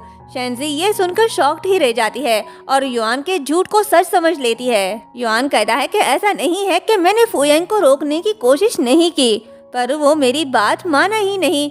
चलो बातें बहुत हो गई, अब क्यूरलिस्ट का वक्त आ गया है। ये कहते ही वो एक बच्चे को उठाता है और कहता है कि मैं इस बच्चे को पानी में इस तरह डुबा कर मार दूंगा जिससे सबको यही लगे कि ये अपने माँ के पेट में ही मर गया था। ये कहते ही वो उसे पानी में डुबाने लगता है। अपने बच्चे को अपने आंखों के सामने मरता देखकर शेंजी चिल्लाकर कहती है कि प्लीज ऐसा मत करो। शेंजी की आवाज वापस आ जाती है। तभी फ्लैशबैक दिखाया जाता है जहां ये पता चलता है कि शेंजी पैदाइशी म्यूट नहीं थी, मॉम के मरने के बाद से ही वो म्यूट हो गई थी। युआन हंसकर कहने लगता है कि अरे वाह, गुंगी बोलने लग गई, कोई बात नहीं, जितना चिल्लाना है चिल्ला लो, यहाँ तुम्हारी आवाज कोई नहीं सुनेगा। ये कहते ही उसके बेबी को मारने लगता है तो शेंजी उसके पैरों पर गिड़गिड़ा कर कहने लगती है कि मैं तुम्हारे आगे हाथ जोड़ती हूँ, मेरे बच्चे को जाने दो, वो बेकसूर है। मैं तुमसे वादा करती हूँ कि मैं यहाँ से चली जाऊंगी, फिर कभी वापस नहीं आऊंगी। युआन कहता है कि मैं भी इन्हें जिंदा रखना चाहता हूँ, लेकिन इनका बायोलॉजिकल फादर चाहता है कि ये मर जाए, मैं क्या कर सकता हूँ। तभी वहाँ सीनियर आता है। शेंजी कहती है कि सीनियर प्लीज मेरे बच्चों को बचाओ। सीनियर योन को धक्का देकर बेबी को बचाने लगता है। तभी योन पीछे से उस पर हमला करता है, पर सीनियर बच जाता है और उसे जोरदार मुक्का मारकर बेहोश कर देता है। पर अफसोस बहुत देर हो चुकी है। बेबी बॉय की सांसें रुक चुकी हैं। शेंजी अपने बेबी को लेकर रोने लगती है। सीनियर कहता है कि वहाँ एक और बेबी भी है। वो उसे बेबी गर्ल के पास ले जाता है और कहता है कि तुम्हें इसके लिए जीना होगा। हम यहाँ से सिर्फ एक ही बेबी को ले जा सकते हैं। ना चाहते हुए भी शेंजी सीनियर की बात मान लेती है। वो अपने बेबी की तरफ देखकर कहती है कि फिक्र मत करो, मैं तुम्हारा बदला लेकर रहूंगी। ये कहते ही वो बेबी गर्ल को लेकर जाने लगती है, पर गेट पर वही किडनैपर होता है जिसने पहले भी शेंजी को किडनैप किया था। वो उसे रोकता है तो शेंजी कहती है, मुझे युआन ने ऑर्डर दिया है इस बच्चे को बाहर ले जाने का। किडनैपर शेंजी को पहचान नहीं पाता, क्योंकि जब उसने उसे किडनैप किया था तो ये म्यूट थी, इसलिए वो उसकी बात पर यकीन कर लेता है और उन्हें जाने देता है। सीनियर शेंजी से कहता है कि मैंने डिसाइड कर लिया है कि हम फ्रांस जाएंगे। हम दोनों मिलकर इसकी परवरिश करेंगे। शेंजी सोचती है कि फुयेंग, मैं अभी तुमसे मुकाबला तो नहीं कर सकती, लेकिन तुमसे बदला जरूर लूंगी। दूसरी तरफ योन को होश आता है तो वो भागकर किडनैपर के पास आता है और कहता है कि कहाँ गए वो दोनों। किडनैपर कहता है कि तुमने ही तो उन दोनों को जाने दिया। तो योन कहता है कि जाओ उन्हें पकड़ कर ले आओ। जिसके बाद जब वो वापस ऑपरेशन रूम में आता है तो देखता है कि बेबी बॉय अभी भी जिंदा है। तो वो कहता है कि लगता है बड़ी लंबी जिंदगी है तुम्हारी। फिर शिन को कॉल करता है। शिन कहती है कि काम हो गया ना। योन कहता है काम तो हो गया, पर शेंजी भाग गई। नेक्स्ट सीन प्रेस कॉन्फ्रेंस का दिखाया जाता है। शिन ने मीडिया के सामने आकर अपने और फुयेंग के अफवाहों को सच बता दिया। एक रिपोर्टर शिन से कहता है कि हमने सुना है कि तुम अपनी बहन का डिवोर्स करवा कर खुद फुयेंग से शादी करना चाहती हो। शिन कहती है कि ऐसा नहीं है, इनफैक्ट मैं प्रेग्नेंट हूँ। मैं और फुयेंग शेंजी का अच्छे से ख्याल रखेंगे। रिपोर्टर कहता है कि हमने ये भी सुना है कि शेंजी भी प्रेग्नेंट है, फिर उनका और उनके बच्चों का क्या होगा। शिन कहती है कि अगर मेरी बहन सच में बच्चे को जन्म देती है तो मैं उसका अच्छे से ख्याल रखूंगी, अपने बच्चों से बढ़कर उन्हें प्यार दूंगी। आफ्टर ऑल जब मैं कोमा में थी तो उसने 2 साल तक मेरा बहुत अच्छे से ख्याल रखा था। ये लाइव प्रेस कॉन्फ्रेंस फुयेंग भी देख रहा होता है और गुस्से से लैपटॉप बंद कर देता है। असिस्टेंट कहती है कि बॉस, इस न्यूज़ को 100 मिलियन लोगों ने देखा है। हमारे लोग वीडियो को डिलीट करने में लगे हुए हैं, लेकिन इन्फ्लुएंस को कंट्रोल नहीं किया जा सकता। फुयेंग कहता है कि मेरी फ्लाइट बुक करवाओ, मैं अभी के अभी वापस जाना चाहता हूँ। जितनी जल्दी हो इस मैटर को सॉल्व करो, और फू फैमिली से कोई भी कॉल करता है तो उसे कह देना कि मैं बिजी हूँ। जिसके बाद वो शिन को कॉल करता है। शिन कहती है कि फुयेंग, मैं प्रेग्नेंट हूँ, क्या तुम खुश नहीं हो? फुयेंग कहता है कि तुम्हें ये बात मीडिया के सामने आकर बताने की क्या जरूरत थी। शिन कहती है कि क्या तुमने मुझे ये कहने के लिए कॉल किया है? फुयेंग, मैं जानती हूँ तुम और शेंजी बच्चे की वजह से एक साथ थे, अब हमारा भी एक बच्चा है। क्या तुम खुश नहीं? क्या तुमने अपना इरादा बदल दिया? फुयेंग कहता है कि शिन, तुम जानती हो मेरा ये मतलब नहीं था, क्या तुम प्लीज परेशानियाँ खड़ी करना बंद कर सकती हो? शिन कहती है कि मैंने हमेशा यही सोचा कि तुम मेरे लिए सिंसियर हो, पर मुझे इसकी उम्मीद नहीं थी। ठीक है, मैं तुम्हें और परेशान नहीं करूँगी। ये कहते ही वो कॉल रख देती है और कह रही है कि फुयेंग, तुमने मुझे ये सब करने पर मजबूर किया। वहीं युआन शेंजी के बच्चे का ट्रीटमेंट कर रहा होता है जिसे वो मारना चाहता था, क्योंकि अब शिन इस बच्चे को अपना बच्चा बनाकर फुयेंग के सामने आएगी। फुयेंग वापस घर आता है। शेंजी और ग्रैंडमा को ढूंढ रहा होता है, पर दोनों ही घर पर नहीं होते, तो वो मेड से उन दोनों के बारे में पूछता है। तो मेड कहती है कि पता नहीं दोनों कहाँ चली गयी। ये सुनकर वो पहले ग्रैंडमा को कॉल करता है। ग्रैंडमा कॉल अटेंड नहीं करती, फिर वो शेंजी को कॉल करता है, पर वो भी उसका कॉल नहीं उठाती, तो वो बार बार उसे कॉल करने लगता है। तभी उसे शिन का मैसेज आता है जिसमें लिखा हुआ होता है कि जब तुम्हें ये मैसेज मिलेगा तब तक मैं ये शहर छोड़कर जा चुकी होंगी। फुयेंग, मैं तुमसे बहुत प्यार करती हूँ, लेकिन मैं तुम पर बोझ नहीं बनना चाहती। अलविदा उस शख्स को जिससे मैं सबसे ज्यादा प्यार करती हूँ। ये पढ़कर वो गुस्से से मोबाइल फेंक देता है और कहता है कि तुम सब ने अलग रहने का डिसीजन ले लिया है, ठीक है फिर। जिसके बाद वो शिन के घर जाता है। शिन का डैड कहता है कि शिन ने कहा था कि वो तुम्हें कुछ करने पर मजबूर नहीं करना चाहती, इसलिए वो यहाँ से चली गई। प्रेस कॉन्फ्रेंस की वजह ये थी कि वो तुम्हें गुड न्यूज़ सुनाना चाहती थी, पर उसे पता नहीं था कि ये सब हो जाएगा। ये कहते ही उसे फेक प्रेगनेंसी रिपोर्ट दिखाता है। शिन की मॉम कहती है कि अगर तुम शिन को पसंद नहीं करते थे तो इतने सालों तक उसे बहलाया क्यों, उसकी फीलिंग्स के साथ क्यों खेला। अभी उसने मुझे मैसेज किया है कि वो उस बच्चे को बर्थ देना चाहती है, अकेले ही उसकी परवरिश करना चाहती है। तुम्हें नहीं लगता कि तुम उसके साथ गलत कर रहे हो? तो फू यंग कहता है कि मैं उसे वापस ले आऊंगा। अगर मुझे पता चला कि तुम सब मुझे धोखा दे रहे हो तो अंजाम भुगतने के लिए तुम सब तैयार रहना। ये कहते ही वो चला जाता है। नेक्स्ट सीन में फू यंग शेंजी के लिए परेशान बैठा हुआ होता है। तभी मेड आती है और उसे फाइल देती है जिसमें शेंजी के बारे में इंफॉर्मेशन होती है। उसके सीनियर के साथ पिक्चर्स होते हैं तो ये देखकर वो गुस्से से पेपर फाड़ कर कहता है कि शेंजी, तुम्हारी हिम्मत कैसे हुई मुझे धोखा देने की। और फिर यहीं से कहानी 5 साल आगे चली जाती है जहाँ शिन अपने बच्चे के साथ वापस आती है। इनफैक्ट ये बच्चा शेंजी का है, इसका नहीं। पर फू यंग उसे देखकर खुश दिखाई नहीं देता। वो उससे कहता है कि मैंने तुम्हें 5 साल पहले ही ढूंढ लिया था, लेकिन तुम मुझे देखना नहीं चाहती थी, फिर अब तुम वापस क्यों आई हो। शिन बच्चे को फू यंग से मिलवा रही होती है। फू यंग कहता है कि ये कौन है, तो शिन कहती है कि अब तुम अपने बच्चे को भी पहचान नहीं पा रहे, ये हमारा बच्चा है। ये सुनकर फू यंग बच्चे से प्यार करने लगता है, पर बच्चा उससे दूर हो जाता है, जिससे फू यंग थोड़ा अपसेट हो जाता है। वो शिन से कहता है कि मैं इसे डीएनए टेस्ट के लिए ले जा रहा हूँ, अगर ये मेरा बच्चा हुआ तो ये मेरे साथ रहेगा, मैं इसे बेस्ट एजुकेशन दूंगा, तुम्हें फ्यूचर में इसके बारे में चिंता करने की कोई जरूरत नहीं। शिन कहती है कि फू यंग, फिर मेरा क्या तुमने कभी हमारे रिलेशनशिप के बारे में नहीं सोचा। फू यंग कहता है कि जो मेरे साथ गलत करता है मैं उन्हें सबक सिखाना अच्छी तरह से जानता हूँ। जब तुमने मेरे खिलाफ साजिश रची थी तो तुम्हें उस वक्त अंजाम के बारे में भी सोचना चाहिए था। शिन कहती है कि मैंने ये सब तुम्हारी वजह से किया, हम एक साथ बड़े हुए, हमने बहुत कुछ एक साथ एक्सपीरियंस किया, लेकिन तुमने उस शेंजी की वजह से बार बार मुझे रिजेक्ट किया। फू यंग कहता है कि वो लड़की जिससे मैं बचपन में मिला था, मुझे याद नहीं कि वो कैसी थी, पर मुझे यकीन है कि वो तुम नहीं थी। शिन, अपने आप को एक बार आईने में जरूर देखना और खुद से पूछना कि तुम कौन हो। ये कहते ही वो बच्चे को लेकर जा रहा होता है। फिर शिन से कहता है कि मैं वादा करता हूँ कि मैं सारी जिंदगी तुम्हारा ख्याल रखूंगा, लेकिन इससे ज्यादा मैं तुम्हें कुछ नहीं दे सकता और ना ही दे पाऊंगा।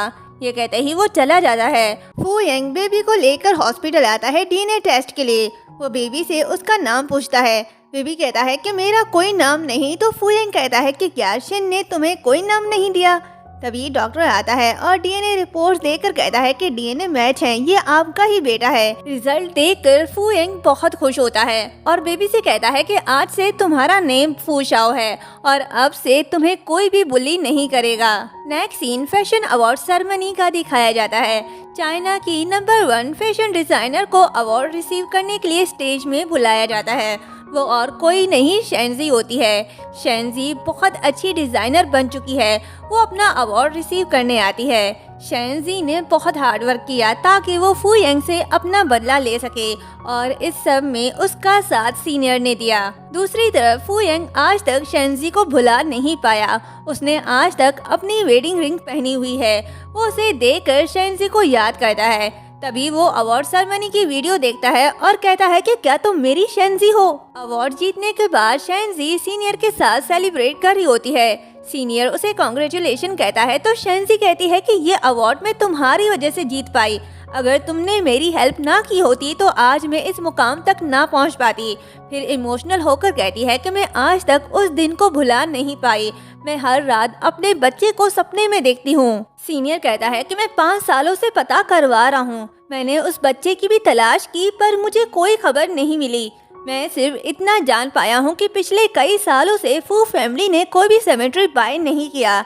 शेंजी कहती है कि क्या तुम्हारा मतलब ये है कि मेरे बच्चे को कूड़े की तरह फेंक दिया गया। सीनियर कहता है कि ज्यादा मत सोचो, इस बात का कोई और मतलब भी हो सकता है, मुझे थोड़ा और समय दो, मैं उसे जरूर ढूंढूंगा। शेंजी कहती है कि मेरे बच्चे को मारने वाले अभी तक आज़ाद घूम रहे हैं, अब वक्त आ गया है उनसे बदला लेने का, उन्हें अपने कर्मों की सजा भुगतनी होगी। सीनियर कहता है कि क्या तुम उनका सामना करने के लिए तैयार हो। शेंजी कहती है कि मैं उन्हें इतनी आसानी से नहीं छोड़ने वाली। तो सीनियर कहता है ठीक है, चलो साथ मिलकर उनका सामना करते हैं। सेलिब्रेट करने के बाद दोनों जा रहे होते हैं, तभी शेंजी और फू यंग का आमना सामना होता है। फू यंग शेंजी को देख लेता है, वो 1 मिनट के लिए शॉक्ड रह जाता है। वो उसे बुलाने लगता है पर शेंजी जानबूझकर उसे इग्नोर करती है और शाओली सीनियर को देखकर कहती है कि तुम शाओली को यहाँ से ले जाओ। मैंने अभी फू यांग को देखा है, मैं नहीं चाहती कि वो इसे देखे। सीनियर शाओली को लेकर चला जाता है। शेंजी भी जाने लगती है, तभी फू यांग आता है और उसे रोककर कहता है कि मैं जानता था ये तुम ही हो, मेरी आंखें कभी धोखा नहीं खा सकती। शेंजी कहती है, लगता है तुमने मुझे कोई और समझ लिया, तुम्हें कोई गलतफहमी हुई है। ये कहते ही वो जाने लगती है तो फू यांग उसे रोककर कहता है कि शेंजी ये मजाक इतना फनी नहीं था, बंद करो अपना ये ड्रामा। शेंजी कहती है कि मेरे बहुत से फैंस हैं लेकिन पहली बार तुम जैसा पागल फैन देखा है। ये पब्लिक प्लेस है, मुझसे दूर रहो वरना पुलिस को बुलाकर अरेस्ट करवा दूंगी। फू यांग कहता है कि ये मत सोचो कि अपना रूप बदल कर पास्ट में जो कुछ भी हुआ उसे तुम मिटा सकती हो। बताओ मुझे मेरे बच्चे कहाँ हैं? ये सुनकर शेंजी हंसकर कहती है कि क्या मेरे और तुम्हारे बच्चे भी हैं? ये सबसे फनीस्ट जोक है जो मैंने आज सुना है। अपने बच्चे का ख्याल रखो और लोगों को बेवकूफ़ बनाना बंद कर दो। ये कहते ही वो चली जाती है। फू यांग उसके पीछे जाने लगता है पर फू शाओ उसे रोकता है और कहता है कि डैडी ग्रैंड माँ हमारा इंतजार कर रही हैं। जिसके बाद वो ग्रैंड माँ के पास आता है और वहाँ असिस्टेंट से बात कर रहा होता है क्योंकि उसने असिस्टेंट से शेंजी के बारे में सारी इंफॉर्मेशन निकालने के लिए कहा था, जिससे उसे यकीन हो जाता है कि ये कोई और नहीं उसकी वाइफ शेंजी है। वो असिस्टेंट से कहता है कि तुम्हें पूरा यकीन है ना? असिस्टेंट कहता है कि जी बॉस, तो क्या मैं मिस शेंजी को आपके पास ले आऊं? फू यांग कहता है कि कोई ज़रूरत नहीं, मैं खुद हैंडल कर लूँगा। और फिर सोचता है कि शेंजी अब वक्त आ गया है हिसाब बराबर करने का। ग्रैंडमा कहती है कि फू यांग अच्छा होगा कि तुम किसी को फोर्स मत करो, उसे अपना रास्ता खुद चुनने दो, सब ठीक हो जाएगा। फू यांग कहता है कि ग्रैंडमा आप फिक्र ना करें, मैं जानता हूँ मुझे क्या करना है। ये कहते ही वो शेंजी के पास जा रहा होता है तभी उसके कार के सामने शिन आती है। फू यांग उसके पास जाता है और कहता है कि क्या हरकत है ये, क्या तुम पागल हो? शिन कहती है कि हाँ मैं पागल हूँ, तुम मेरे साथ नहीं रहना चाहते और तुम ये भी नहीं चाहते कि मैं अपने बच्चे से मिलूं। मेरी लाइफ का अब कोई मतलब नहीं रहा, बस मुझे यहीं मर जाने दो ताकि तुम मुझे हमेशा याद रख सको। फू यांग कहता है कि प्यार जबरदस्ती नहीं किया जाता, तुम शुरू से ही हमारे रिश्ते के बारे में गलत थी। शिन कहती है कि मैं जानती हूँ कि मैं गलत थी और मैं इसे जरूर बदलूंगी। मेरा इस दुनिया में तुम्हारे और फू शाओ के अलावा और कोई नहीं।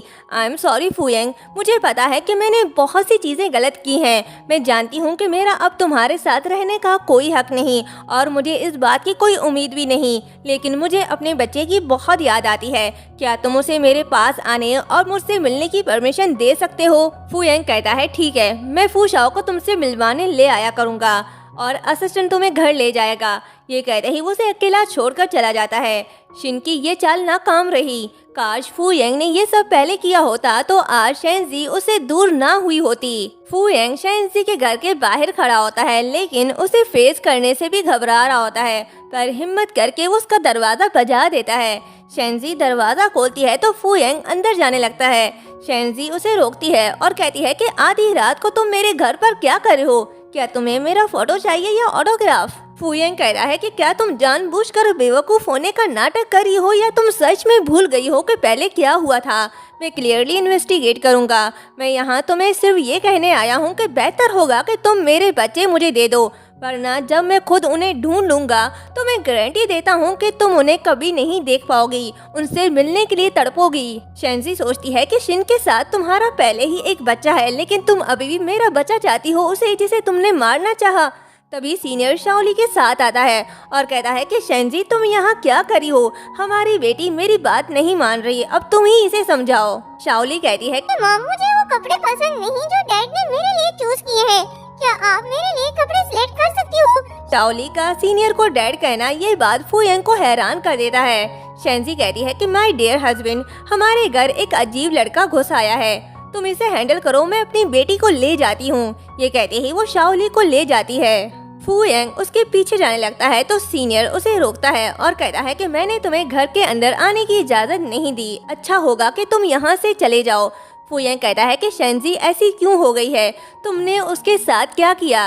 सीनियर कहता है ये तो तुम्हें अपने आप से पूछना चाहिए कि तुमने उसके साथ क्या किया। जब तुमने उसे हर्ट किया तो तुम्हें तभी ये सोचना चाहिए था कि ये सब होगा।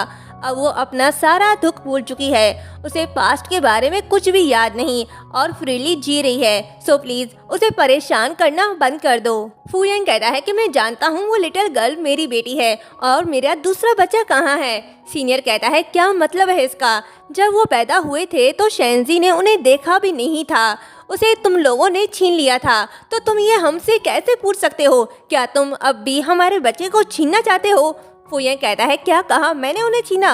और ये तुम्हारी बेटी है, हटो मेरे रास्ते से। ये कहते ही वो घर के अंदर जाकर सेकंड बेबी को ढूंढने लगता है। शेंजी आती है और कहती है कि डियर हस्बैंड चलो पुलिस को बुला लेते हैं, वरना ये हमें ऐसे ही परेशान करता रहेगा। तभी फू यांग आता है और टेबल पर दोनों का मैरिज सर्टिफिकेट देकर शॉक्ड हो जाता है और पूछता है कि क्या तुम दोनों ने शादी कर ली? शेंजी सीनियर का हाथ थामकर उसे यकीन दिला देती है। फू यांग शाओली के पास आकर उससे उसकी एज पूछता है तो शाओली कहती है कि मैं 4 साल की हूँ। ये सुनकर उसे थोड़ा बहुत यकीन हो जाता है कि ये लिटिल गर्ल उसकी बेटी नहीं, क्योंकि अगर ये उसकी बेटी होती तो आज वो 5 साल की होती। शेंजी कहती है कि मिस्टर क्या हम पुलिस को बुला लें या आप खुद ही चले जाओगे? फू यांग मुंह लटका कर वहाँ से चला जाता है। नेक्स्ट सीन में फू यांग सीनियर की कही हुई बातों को याद करता है और सोचता है कि उसने ऐसा क्यों कहा कि मैंने उससे बच्चे छीने। मेरे बिजनेस ट्रिप पर जाने के बाद आखिर ऐसा क्या हुआ था जिससे शेंजी मुझे छोड़कर चली गई? मैंने पहले भी शेंजी को बहुत बुली किया पर वो मुझे छोड़कर कभी नहीं गई। ये सोचने के बाद वो असिस्टेंट को बुलाता है और उससे 5 साल पहले की सारी इन्फॉर्मेशन निकालने के लिए कहता है। असिस्टेंट उसे सारी इन्फॉर्मेशन ला कर देता है जिससे उसे सच पता चल जाता है कि 5 साल पहले शेंजी के साथ क्या हुआ था। सच जानने के बाद फू यांग शेंजी के पास आता है और उसे माफी मांगने लगता है तो शेंजी कहती है कि पहले तुमने मुझे बुली किया, मुझे हर्ट किया, लेकिन मैंने तुमसे कभी कोई गिला नहीं किया, लेकिन तुमने मेरे बच्चे को मारा है, इसके लिए मैं तुम्हें कभी माफ नहीं करूंगी। बताओ मुझे तुमने मेरे बच्चे के साथ क्या किया? फू यांग कहता है कि मुझे कुछ नहीं पता, इनफैक्ट मुझे ये बताया गया कि तुम बच्चों को लेकर वहाँ से चली गई थी। मुझे आज ही सच का पता चला है कि 5 साल पहले तुम्हारे साथ क्या हुआ था। उन सब में मेरा कोई हाथ नहीं था। मैं अपने ही बच्चों को क्यों मारना चाहूँगा? मैं सच का पता लगा कर रहूँगा कि आखिर ये किसने किया। शेंजी उसकी बात पर यकीन नहीं करती, उसे घर से जाने का कहती है तो फू यांग कहता है तुम्हें जो समझना है समझो, लेकिन मैं तुमसे अपने बच्चों को लेकर रहूंगा। ये कहते ही वो वहाँ से चला जाता है।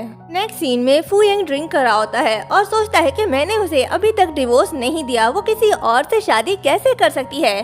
फिर वो युआन को कॉल करके बुलाता है ताकि उससे पूरा सच पता लगा सके, क्योंकि युआन ने फू यांग को यही बताया था कि किसी ने उसे बेहोश कर दिया था। उसके बाद क्या हुआ उसे कुछ भी याद नहीं। उसे शक हो गया है कि इन सब में युआन भी मिला हुआ है। वो फिर से युआन से पूछता है तो युआन उसे फिर से वही स्टोरी बता देता है, पर असिस्टेंट ने सीसीटीवी फुटेज चेक किया था तो उसे ये पता चला था कि युआन शेंजी को ढूंढने निकल पड़ा था। फू यांग कहता है कि युआन इस बार मैं सच सुनना चाहता हूँ। युआन कहता है कि क्या मतलब है तुम्हारा? फू यांग कहता है कि अगर मुझे पता चला कि इन सब में तुम्हारा और शिन का हाथ है तो फिर अपने अंजाम के बारे में सोच लेना। युआन कहता है कि तुम शिन पर शक कैसे कर सकते हो, उसने तुम्हारे लिए कितना कुछ किया। फू यांग कहता है कि अगर उसने मेरे खिलाफ साजिश ना रची होती तो आज मैं उससे शादी कर लेता। ये कहते ही वो वहाँ से चला जाता है। दूसरी तरफ सीनियर और शेंजी को दिखाया जाता है। सीनियर कहता है कि आगे का क्या प्लान है तुम्हारा? शेंजी कहती है कि मुझे पता नहीं था कि चाइना वापस आने के बाद मैं फू यांग से इतनी जल्दी मिलूंगी। मानती हूँ कि मेरे बच्चे को मारने में फू यांग का कोई हाथ नहीं था, पर मैं उसे इतनी आसानी से माफ़ नहीं करने वाली। उसने जो करना था कर दिया। मैं अब उसे खुद को और अपने बच्चों को हर्ट करने नहीं दूंगी और ना ही उसका साया उन पर पड़ने दूंगी। अब बस मुझे ये पता लगाना है कि मेरी मॉम को आखिर किसने मारा था। सीनियर कहता है तो क्या तुम अपने डैड से मिलने जा रही हो? फिर मैं भी तुम्हारे साथ चलूंगा। शेंजी कहती है कि नहीं, मैं अब वो शेंजी नहीं रही जिसे सब बुली किया करते थे। मुझे अकेले ही उनका सामना करना होगा। सीनियर कहता है कि तुमने फैसला कर लिया है तो मैं कुछ नहीं कहूँगा, और मैंने शाओली के लिए भी सेम ब्रेसलेट बनाया है। जब तक हम यहाँ हैं उसे ये पहनाए रखना। शेंजी कहती है कि बस ये आखिरी काम कर दूं, उसके बाद हम यहाँ से हमेशा हमेशा के लिए चले जाएंगे। नेक्स्ट डे फू यांग शिन से मिलने आता है, तभी वहाँ शेंजी भी आती है।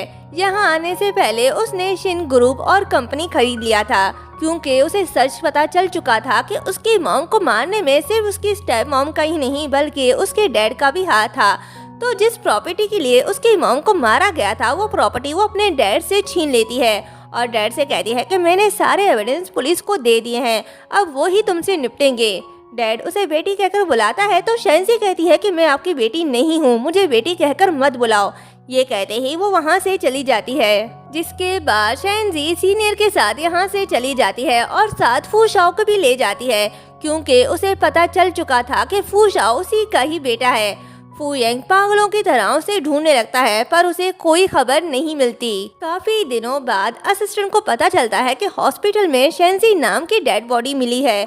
जब ये बात फू यंग को पता चलता है तो वो भागते हुए हॉस्पिटल जाता है और जब उसका चेहरा देखता है तो वो पूरी तरह से जला हुआ होता है, पर उसके बॉडी से उसे यकीन हो जाता है कि ये शेंजी है। ये सब देखकर वो पूरी तरह से पागल हो जाता है। ये सारा प्लान सीनियर का था ताकि फू यंग शेंजी का पीछा करना छोड़ दे और शेंजी उसके साथ एक नई जिंदगी शुरू कर सके।